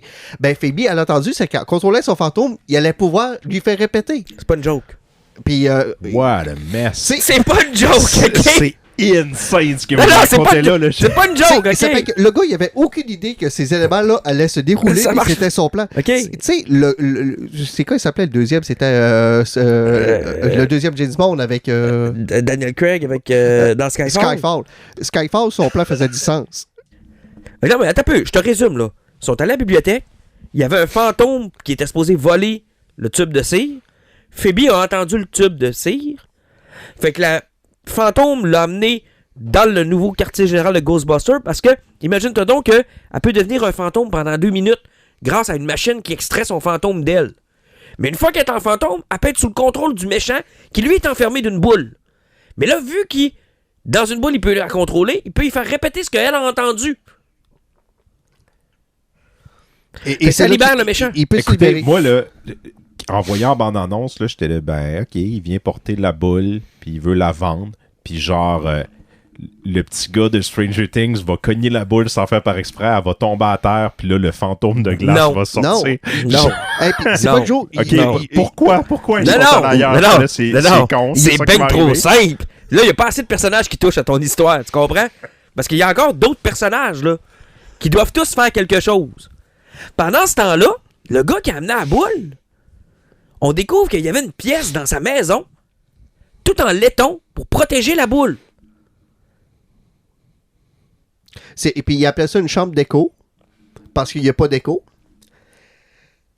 Puis ils ont découvert que la boule était capable de communiquer avec les fantômes. Et au moment qu'ils ont découvert ça, mais tu sais, ça se passe avec que Phoebe répète en fantôme. C'est ça, là. Il y avait juste à prendre la boule, ouais. la recoller ici dans la chambre, Fermez c'était la fini. porte, c'était fini parce qu'il n'y avait plus d'écho. Et ils ne pouvaient plus parler aux autres fantômes. Le film était fini. C'était fini.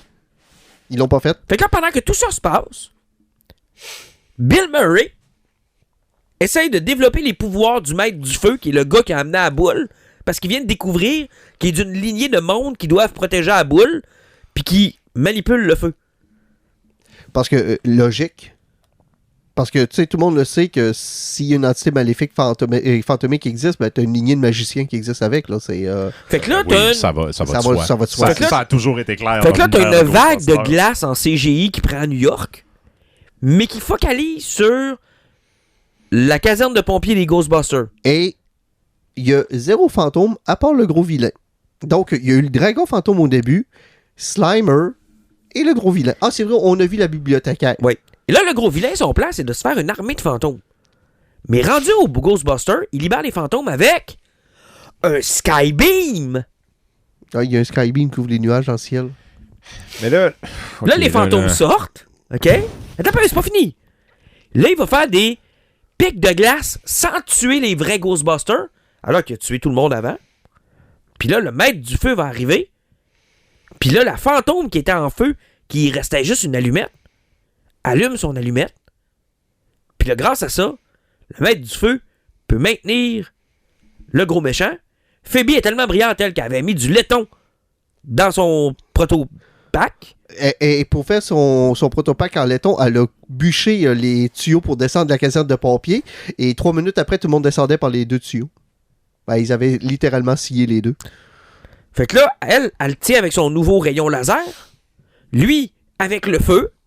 Puis là, il réalise que, dans le fond, la grosse pièce qui entretenait les fantômes, ben, c'est un gros piège géant. Pourquoi? Parce que... C'est du béton. C'est non.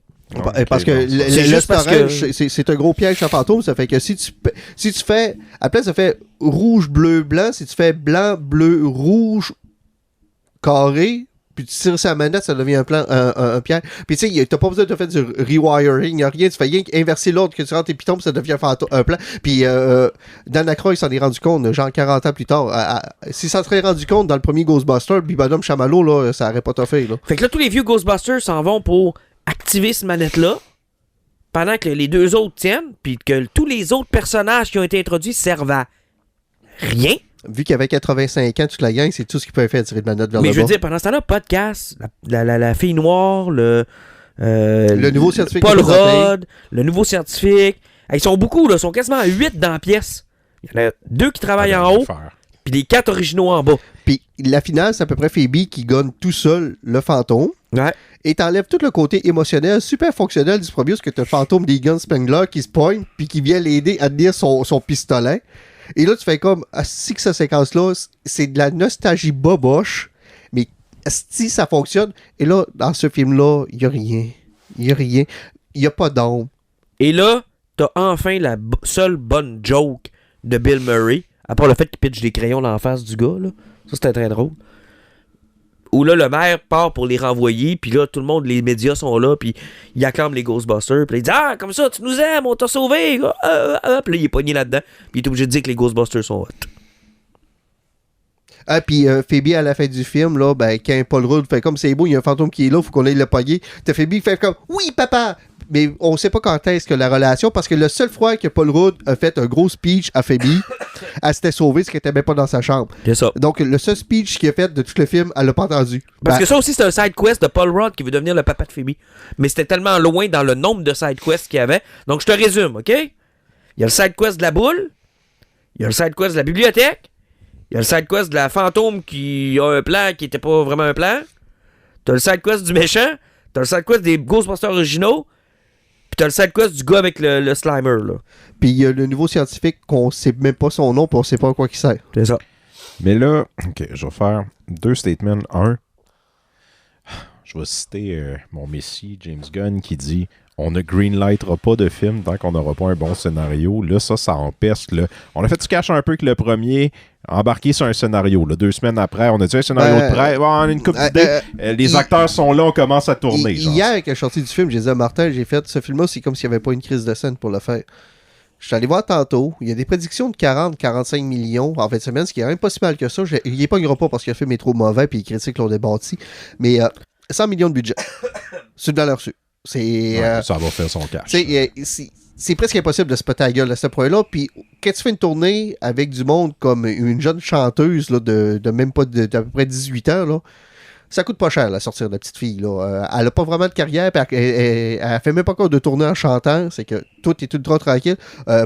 Paul Rudd, je veux pas le chien avec lui, mais c'est un has-been qui est sympathique. Puis le reste du casting, ben, c'est rien, là. C'est que... Mais c'est triste parce que moi, le premier, malgré tous ses défauts, tu sais, il y en avait il y a des problèmes, puis tout, moi, j'avais eu du fun. Le premier était excellent. Ben, c'est parce que l'exposition sur les chaînes d'or et tout fonctionnait dans le premier. Tu sais, c'est un mythos que tu connaissais, puis il faisait y travailler dessus, ça fait que tu avais tes repères. Donc, il n'y avait pas besoin de t'enterrer sur beaucoup d'expositions, parce que c'était des choses que tu connaissais, c'est que c'était de valeur refuge qui était sûre. Donc, il fallait travailler des side quests avec des petits personnages, puis leurs relations, mais en dessous, tu comprenais sans exposition. Ouais. Mais le problème de ce film-là, c'est que tu élimines une couple de personnages et déjà tu améliores de beaucoup ce qui se passe dans le film. Le film dure 1h52. Puis il a paru 3 heures. Il y a un fantôme au début, puis tu as le machin de la fin, puis il y a rien entre les deux. Puis il dit le film dure 1h52. C'est long, là. Ben, c'est ce que j'allais dire, parce que là, c'est plate, puis c'est incohérent ce que vous m'avez raconté, mais là, au moins, c'est-tu drôle, les scènes d'action sont-tu le fun? Non, même pas. Puis tu sais, c'est parce que tu enlèves podcast, puis l'autre gang de Ghostbusters, supposément plus technologique, là. Puis ça fonctionne, puis t'es capable de travailler sa famille pour qu'il se fasse appeler papa. Mais ils ont voulu tout rapporter par les personnages. Je t'avais pas besoin de rajouter des trucs. Garde ça à la famille, c'est ça qui fonctionnait. Puis, ben oui. Mais moi, je m'attendais à ce que ça soit ça, une continuité qu'on suit cette famille-là plus problématique. Puis mets un petit peu les vieux Ghostbusters au-delà. Puis juste pour dire, là, au niveau de la progression des personnages, Phoebe fait une joke poche au début, en faisait son clin d'œil qui était comme tout croche que tu voyais, qui était socialement pas là. Elle le fait une fois, puis après tout ce qu'elle fait, c'est cruiser un fantôme. Elle fait plus une joke du film, là, c'est fini, là, tu sais, son côté qui déplaisante, qui était witty, qui était super brillant, puis que dans le fond tout le monde était tellement pas brillant qu'elle riait des autres, là, ben ça existe plus, là. Là, c'est devenu une tare pour elle, en fait, dans ce film-là, là. C'est genre, moi je suis brillante, vous êtes tous des hosties de cons. Puis ils ont travaillé la personnalité du personnage qui était rendu adolescent, que quand le monde l'oppose, il coupe la séquence puis est en prison parce qu'elle a été trop vulgaire. Et c'est son nouveau développement de personnage. Elle est plus intelligente, elle est plus comme détachée de la société, presque sociopathe. C'est juste une jeune rebelle qui découvre sa sexualité. Avec un fantôme. Avec un fantôme. Puis c'est de valeur parce que ces personnages-là, le flambeau c'était réussi, là. Ouais, c'est ça, il était le fun. Moi, j'étais attaché à eux, la petite famille. T'aurais eu Dan Aykroyd sans Bill Murray puis sans Winston, ou juste Winston, à la limite, sans Dan Aykroyd puis sans Bill Murray. Puis sans la fille, là, moi, l'histoire de la réceptionniste, là, elle n'a pas d'affaire là. Hey, tu sais, on parle de la petite fille qui a fourré Gozer en disant comment t'appelles ça un poisson, pas d'yeux. Fish without eyes. Oui. Puis tu sais, Gozer qui faisait comme the fuck qui se passe. Gozer a complètement arrêté son plan, faisait comme je comprends pas ce qui se passe. Mais ils ont manqué une belle opportunité de continuer ce qu'ils avaient lancé la première fois. Puis c'est dommage. Parce qu'ils ont voulu plaire à tout le monde, avoir tout le monde dans la même place. Puis un peu comme tu dis, sans trop de direction. Puis ça paraît la faiblesse scénaristique parce que des fois, il y a 2 quêtes en même temps. Puis il y en a une qui est juste abandonnée. Qui mène nulle part. Puis on a vu le même problème. C'est encore un film de Sony avec Madame Web. Là, hein, c'est que au niveau scénaristique, on voit que c'est écrit par du monde qui sont plus jeunes. Puis que tu sais, ils prennent le livre puis ils cassent J-Casse. C'est la relation de la fille qui se met adoptée avec son père, le conflit avec ton affaire. C'est parce que à ce temps, t'es capable. C'est ça qui est plate quand tu suis un film, c'est tu vois le pattern puis tu le comprends. Ouais. Mais tu sais, cocher une case, c'est une chose, mais après, il faut que tu mettes du développement. Si la dynamique marche pas avec son père, il faut que le film soit à propos de ça. Il faut que tu les mettes dans des situations où ils vont clasher, là, ça va aller mal, ils vont revenir, puis là, finalement, ça va bien à la fin. Non, ils sont pas là pantoute. Ils ont juste rentré à peu près tout type de caractère qui existait, puis ils ont tout mis ça dedans pour dire qu'on a tout coché encore une fois. Le pauvre petit gars de Stranger Things, là. Pauvre petit. Ouais, de ce que je comprends, il n'y a pas grand-chose avec quoi travailler. Il donne des Cheetos à Slimer puis il se fait engluer, là. Lui, là, son gros problème dans le film, là, c'est que dans le grenier, Slimer est là. C'est le seul problème qu'il y a dans le film. Il se fait engluer 2 fois. C'est tout. À la fin, il conduit avec Towan.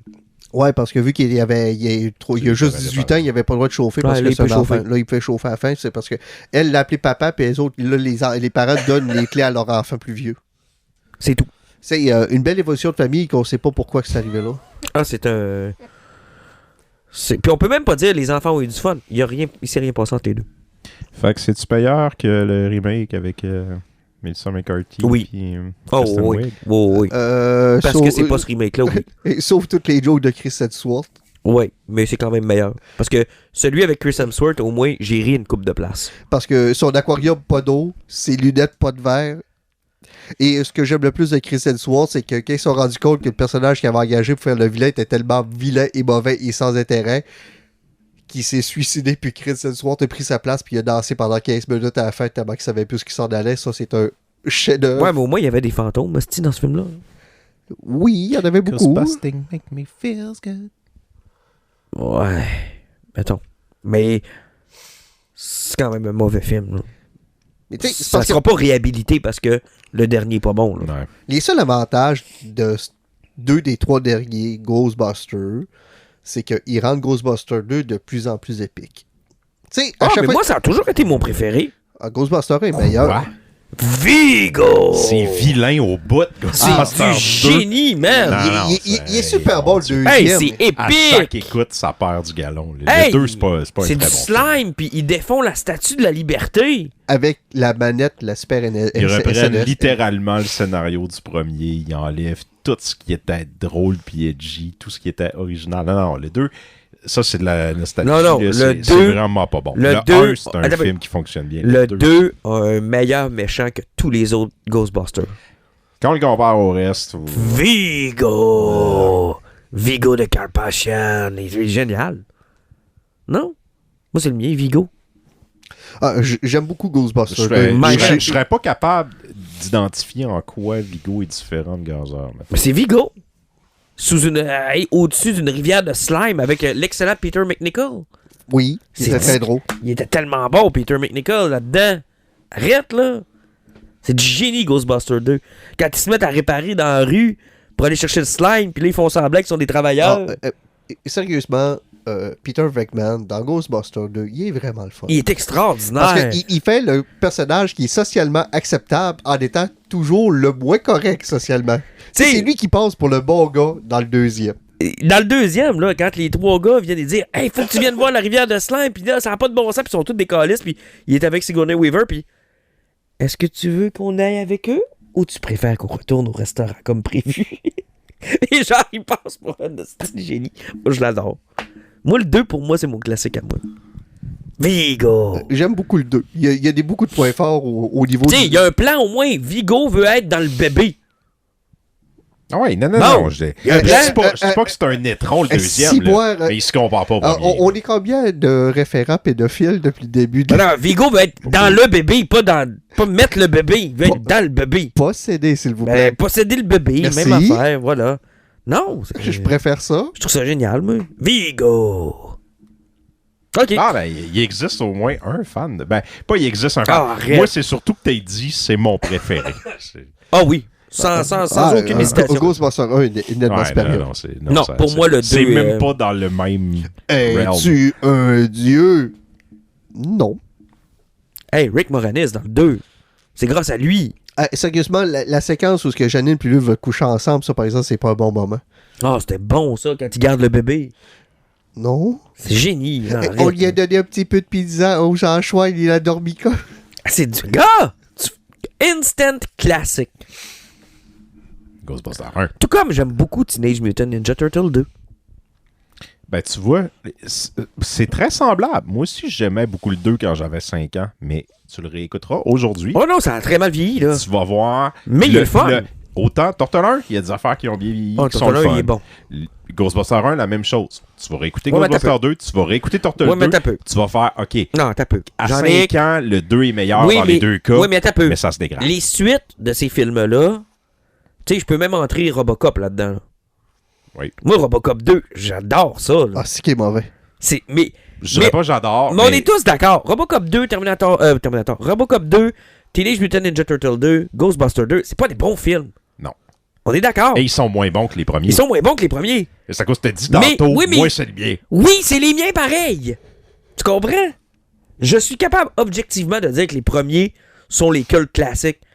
Mais si des fois, un soir, tu me donnes le choix entre Robocop 1 et Robocop 2, ça se peut que je prenne le 2. Mais mettons que je file genre Freud, puis je veux te psychanalyser. Mettons. T'as-tu souvent eu des problèmes dans ta vie de jamais être le premier, puis t'es toujours le meilleur deuxième? Non, ça n'a même pas de lien avec ça. Ok. C'est juste que les deuxièmes de ces années-là, de ces films-là, devenaient très silly. Ouais. Mais je suis d'accord, c'est rien que pour avoir refait l'expérience, pour avoir écouté, mettons, on va dire dans les 5 dernières années, ces suites-là, J'ai fait la même chose. il y avait beaucoup de nostalgie, puis je me suis rendu compte, ok, ouais, c'est vrai que c'est crissement C'est inférieur de très à... mauvais film. Là, je suis rendu un adulte, puis genre, j'ai plus le même plaisir. Je le réécouterai pas avant un petit bout pour conserver justement cette nostalgie-là, parce c'est que de au très final, mauvais films. C'est de très, très mauvais films. Tandis mais qu'à l'inverse, les premiers, je peux comme faire, waouh, ça a bien mais c'était vieilli. 3 films qui étaient à l'apogée de ce que le 1 avait lancé. Ouais, mais tu sais, c'était un bon sundae le premier, là, de la belle crème glacée à vanille avec un sirop au chocolat. Ouais, mais le des deuxième, peanuts. il te donnait Le la deux, boîte. là, ben c'est ça, la boîte. Mais Et là, c'est tu te rends compte, génial. rendu à 35 ans, là, manger du chocolat de sundae puis de la crème glacée trop sucrée avec des bonbons fourrés dedans, là, tu te rends compte que c'est pas un bon repas. Non. Puis que c'était meilleur dans ta tête d'enfant. C'est tellement bon. Ben, Avec le petit stog, là. mais C'est sérieusement, exactement comme Dune 2. peu importe, là.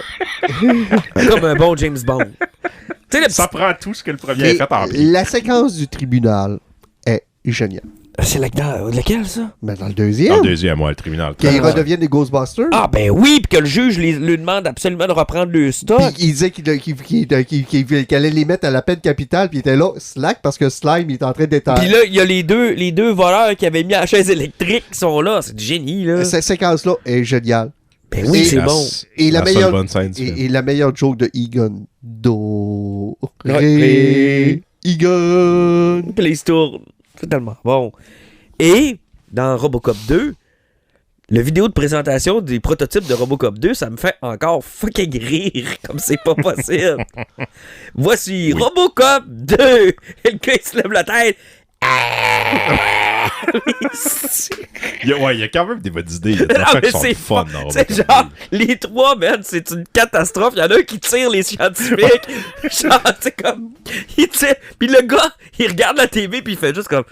Hostie. Mais c'est ça, c'est pas des étrons monumentales, c'est rien que vraiment, vraiment pas dans le même niveau de qualité T'sais, qu'un des premiers. Shredder qui est fru parce qu'il y a.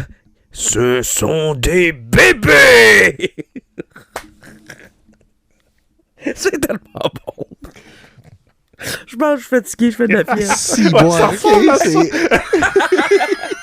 Mais c'est tellement C'est bon! la joke la moins drôle de tout l'univers de Torta. Tout Hey, ce qu'IDW a fait, toutes les BD de Et encore une fois, Martin, il est sur les bébés, là. Ça fait que... Non, mais le professeur arrive, mais c'est normal que ce sont des bébés. Mais imaginez plus tard, quand ils seront des adultes.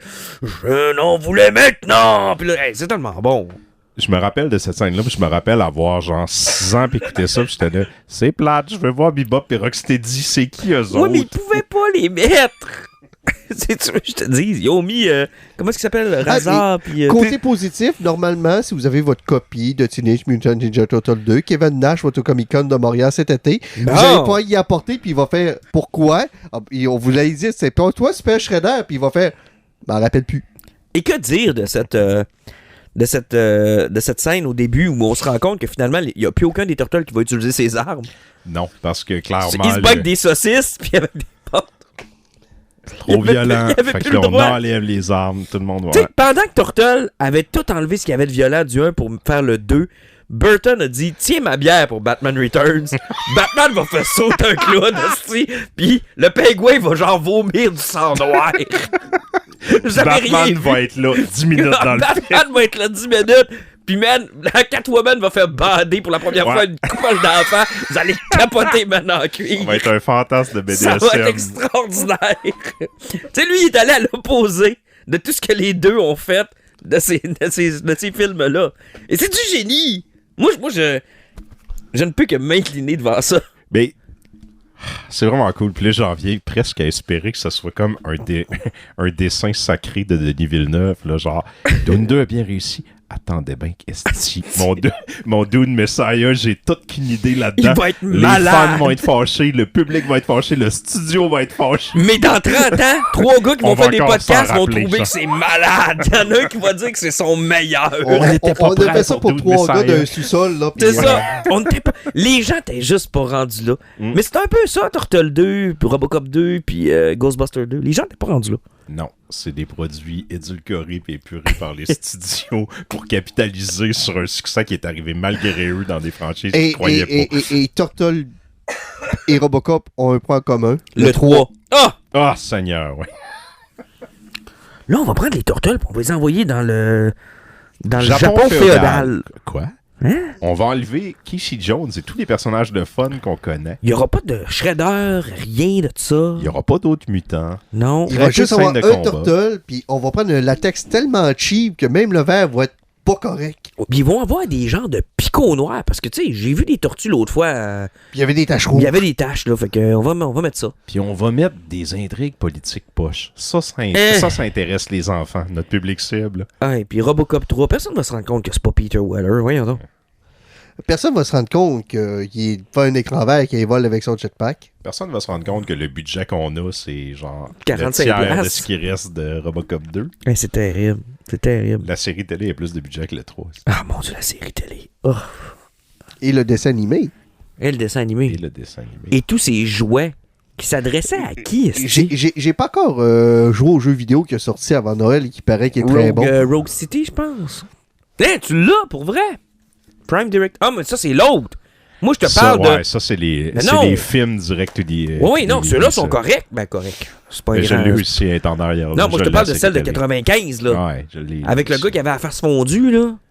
Hey, c'était vilain, ça. Puis le petit kid qui était le méchant. Ah, que c'était pas bon, ça. C'était vraiment pas bon. À la belle époque où j'écoutais des Colombos à TV. On écoute encore. C'est intéressant.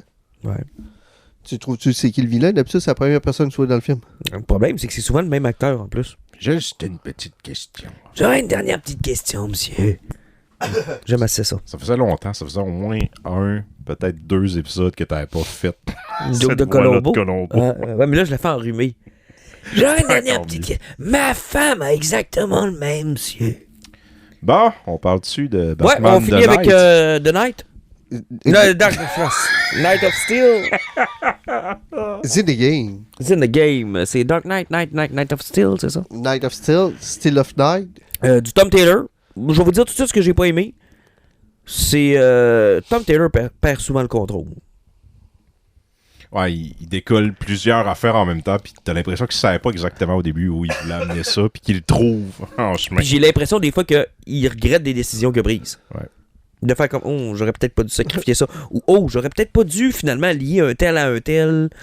On ben le dit, Chris, ça va faire une belle finale sur numéro 8, puis l'éditeur de fait comme, mais c'était une maxi. Rappelle-moi qu'est-ce que ça veut dire, ça, déjà? C'est 12. C'est 12. Ah!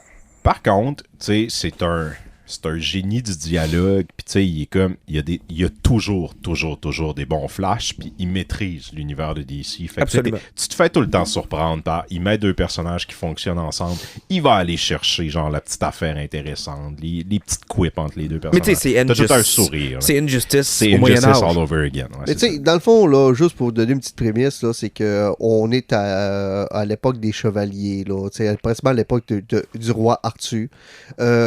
Finalement, quand Krypton a pété, t'as les parents de Superman qui ont réussi à se sauver, c'est que t'as Jor-El et c'est Lara, sa mère. J'ai perdu le nom de la mère de Superman.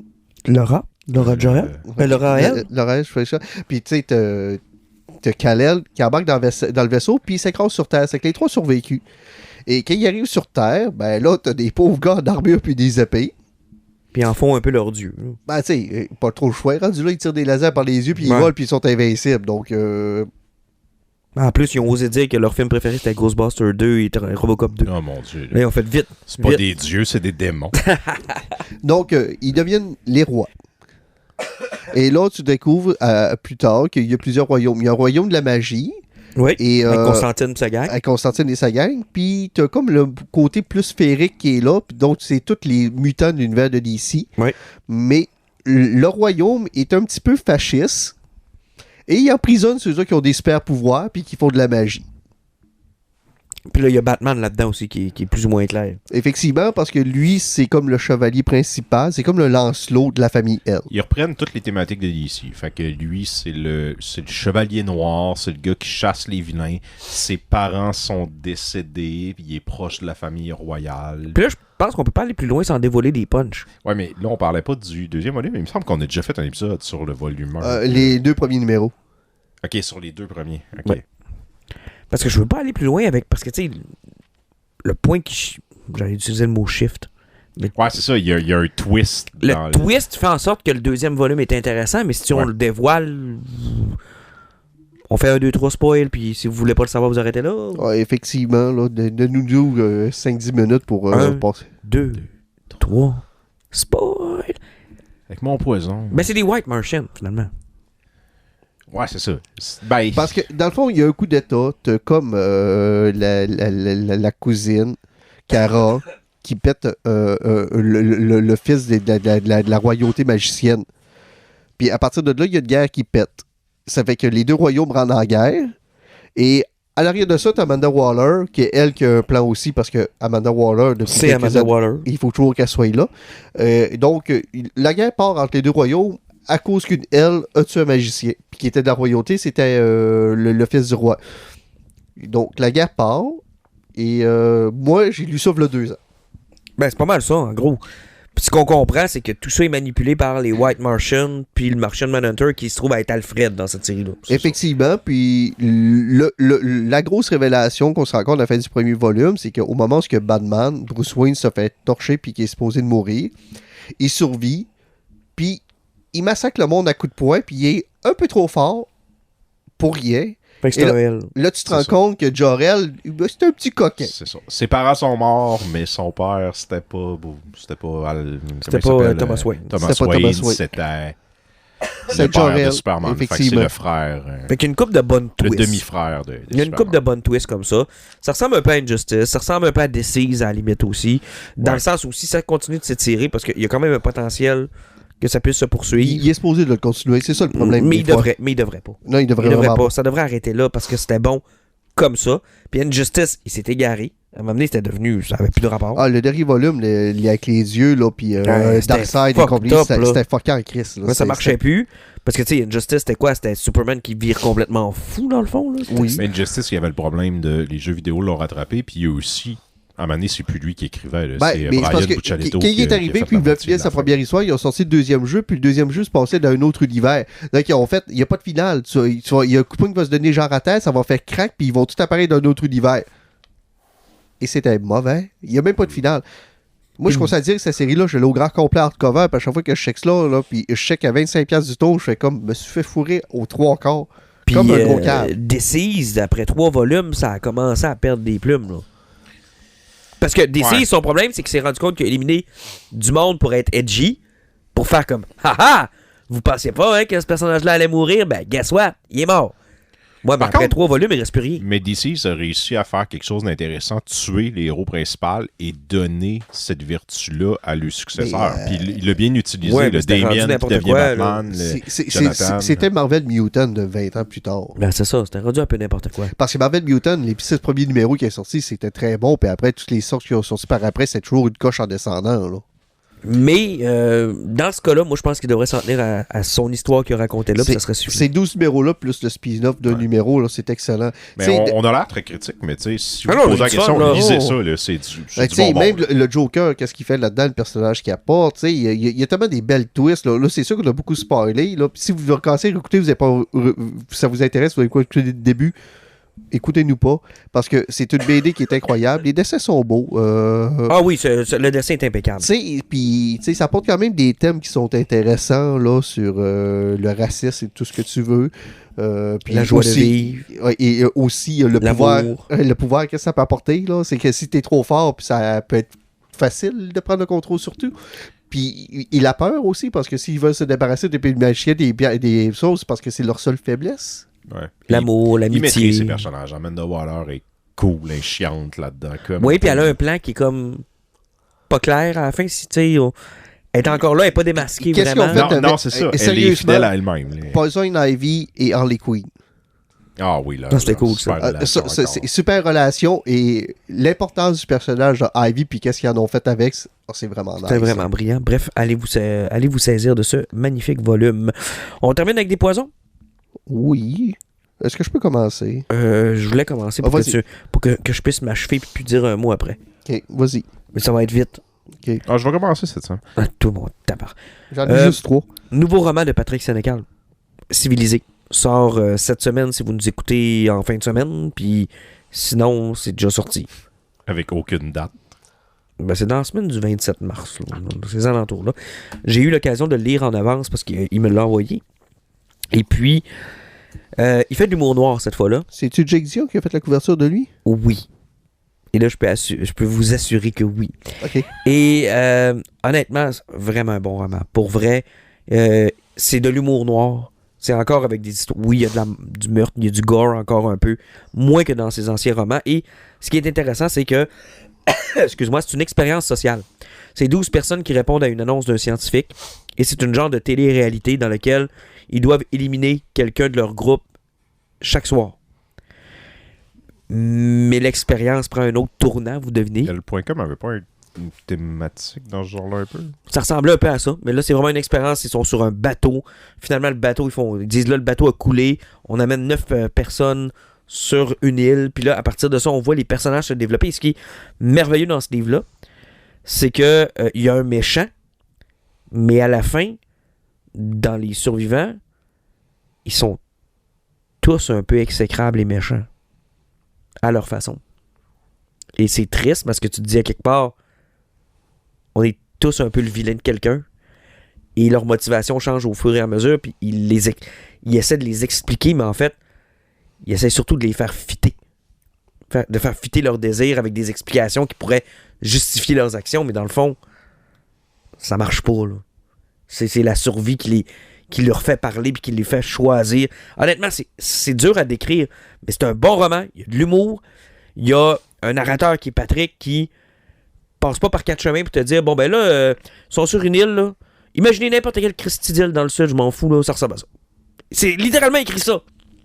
Et c'est comme ça tout le long du roman. Et honnêtement, c'est vraiment, vraiment, vraiment très, très bien. Donc, encore une fois, chapeau, il a réussi. Voilà. Merveilleux. Georges Boucher. Je vais continuer.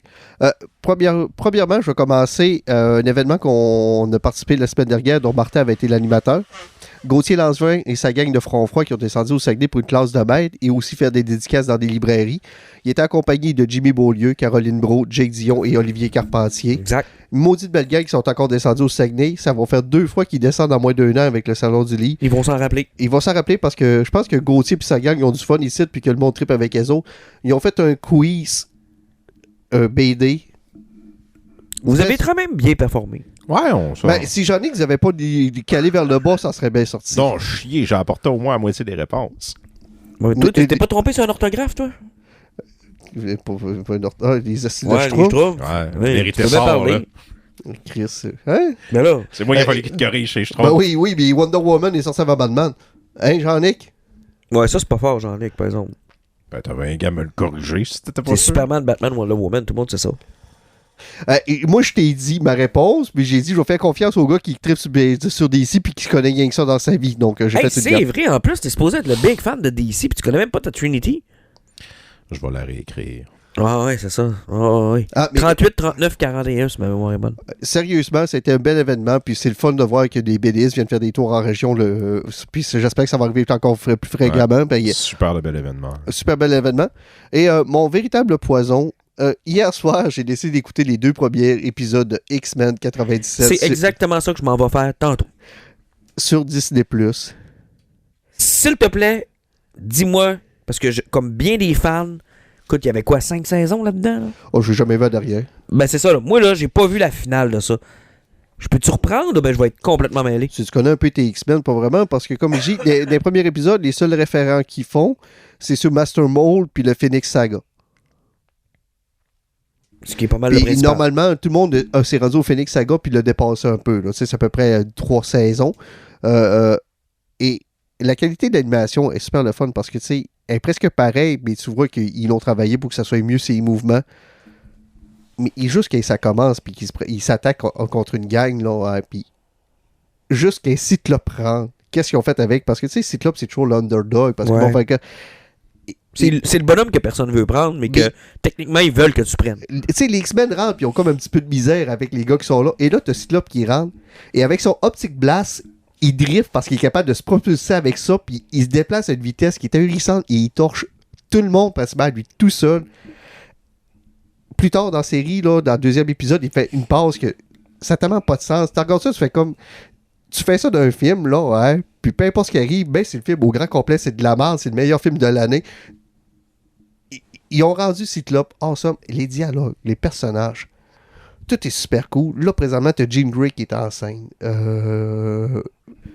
Salut Cable. Effectivement, Cable qui va arriver. Et là, ce qu'ils se rendent compte, c'est que Cyclope est supposé d'être le leader, mais il veut quitter à cause que Jean Grey est enceinte. Mais dans le testament final de Xavier, c'est qu'il fait comme Magneto et Rick Lyncher, on est nous différents, mais on partage le même point de vue.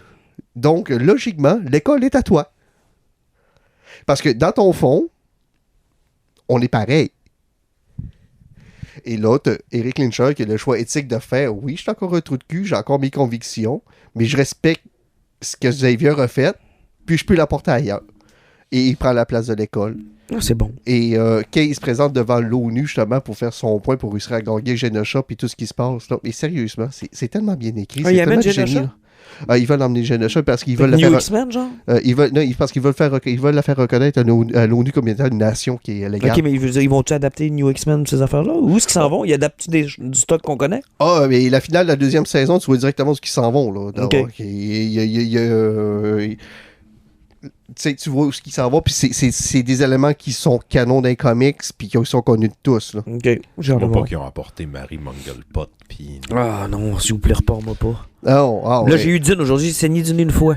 Mais sérieusement, lancez-vous là-dessus. Là, puis surtout, il y a 2 saisons de confirmées. Là, le gars, il a réussi à en écrire 2 avant de se faire bannir de son OnlyFans puis de Disney. Là, donc, Good. Jean-Luc, termine ça. Je vais y aller avec Disney Plus aussi. Allez écouter de toute urgence Poor Things, dernier film de Yorgos Lanthimos. Ma collègue en a parlé et elle a été très malaisée, mais elle a pas super aimé ça. Chef-d'œuvre du Tim mais c'est Burton ou encore du Guillermo del Toro C'est pas pour encore du adultes. pédophile, genre? Non, il n'y a pas vraiment de pédophilie. Mettons, sans spoiler les 5 premières minutes du film, le concept, c'est que le personnage d'Emma Stone se suicide, est recueilli par un espèce de savant fou, un Frankenstein moderne interprété par Willem Dafoe, complètement hallucinant dans le film, qui utilise le cerveau parce qu'elle était enceinte. Fait qu'il sort le bébé qu'elle a à l'intérieur d'elle, enlève le cerveau du bébé et le met dans la tête d'Emma Stone. Donc, la ramène à la vie, sauf que là, c'est une jeune femme, mettons, de 30 ans, avec le cerveau d'un enfant naissant. Et ce que ma là, collègue m'a il dit, l'élève. c'est que ça a l'air qu'elle fait juste fourrer tout le long. Ben, c'est une grande fable sexuelle. Par contre, tu sais, je veux dire, elle commence pas à fourrer au début du film. Il y a une progression dans la psyché du personnage. Elle âge plus vite que la normale, mais il y a un bon moment du film où, mettons, je sais pas, on voit ses 5 premières années où elle prend, on va dire, mettons, 4 ans à chaque année. OK. Fait qu'on la voit d'agir comme un bébé jusqu'à une préado. Quand la sexualité est là, pédophilie, non. Parce que, par contre, Ben, clairement, elle se fait exploiter, là. Tu sais, c'est un enfant ben, qui... tous ces thèmes-là, toutes ces réflexions-là sont abordées par le film. OK. Sont traités, sont pas mis de côté, c'est la thématique centrale du film. La sexualité, comment on la gère, comment on l'utilise, comment chaque personne la voit, c'est super brillant. Un excellent scénario, c'est drôle, c'est visuellement incroyable. Moi, chef-d'œuvre ce film-là, ça doit être vu par tout le monde, surtout si vous aimez les trucs avec des esthétiques un peu plus éclatées. Mais oui, ça peut choquer un peu, quand même beaucoup de sexualité. Il y a de la pioche, puis il y a des boules à l'écran. C'est plus le concept que, tu sais, c'est un enfant dans le corps d'une femme qui est en train de se faire... Oui, mais ça, c'est un conte. Fait que c'est utilisé pour dire quelque chose et non yang pour confronter. OK. Parce que c'est ça, elle m'en avait parlé, puis j'étais comme pas sûr, là. C'est pas pour choquer, puis c'est pas pour... Non, c'est littéralement, ça doit être abordé comme ça pour repartir à neuf et se poser la question de comment on considère la gestion, la pression, l'utilisation du corps, OK. Sur Disney+. étonnamment, Disney+. Messieurs, merci beaucoup. fait plaisir. À la prochaine. À la prochaine.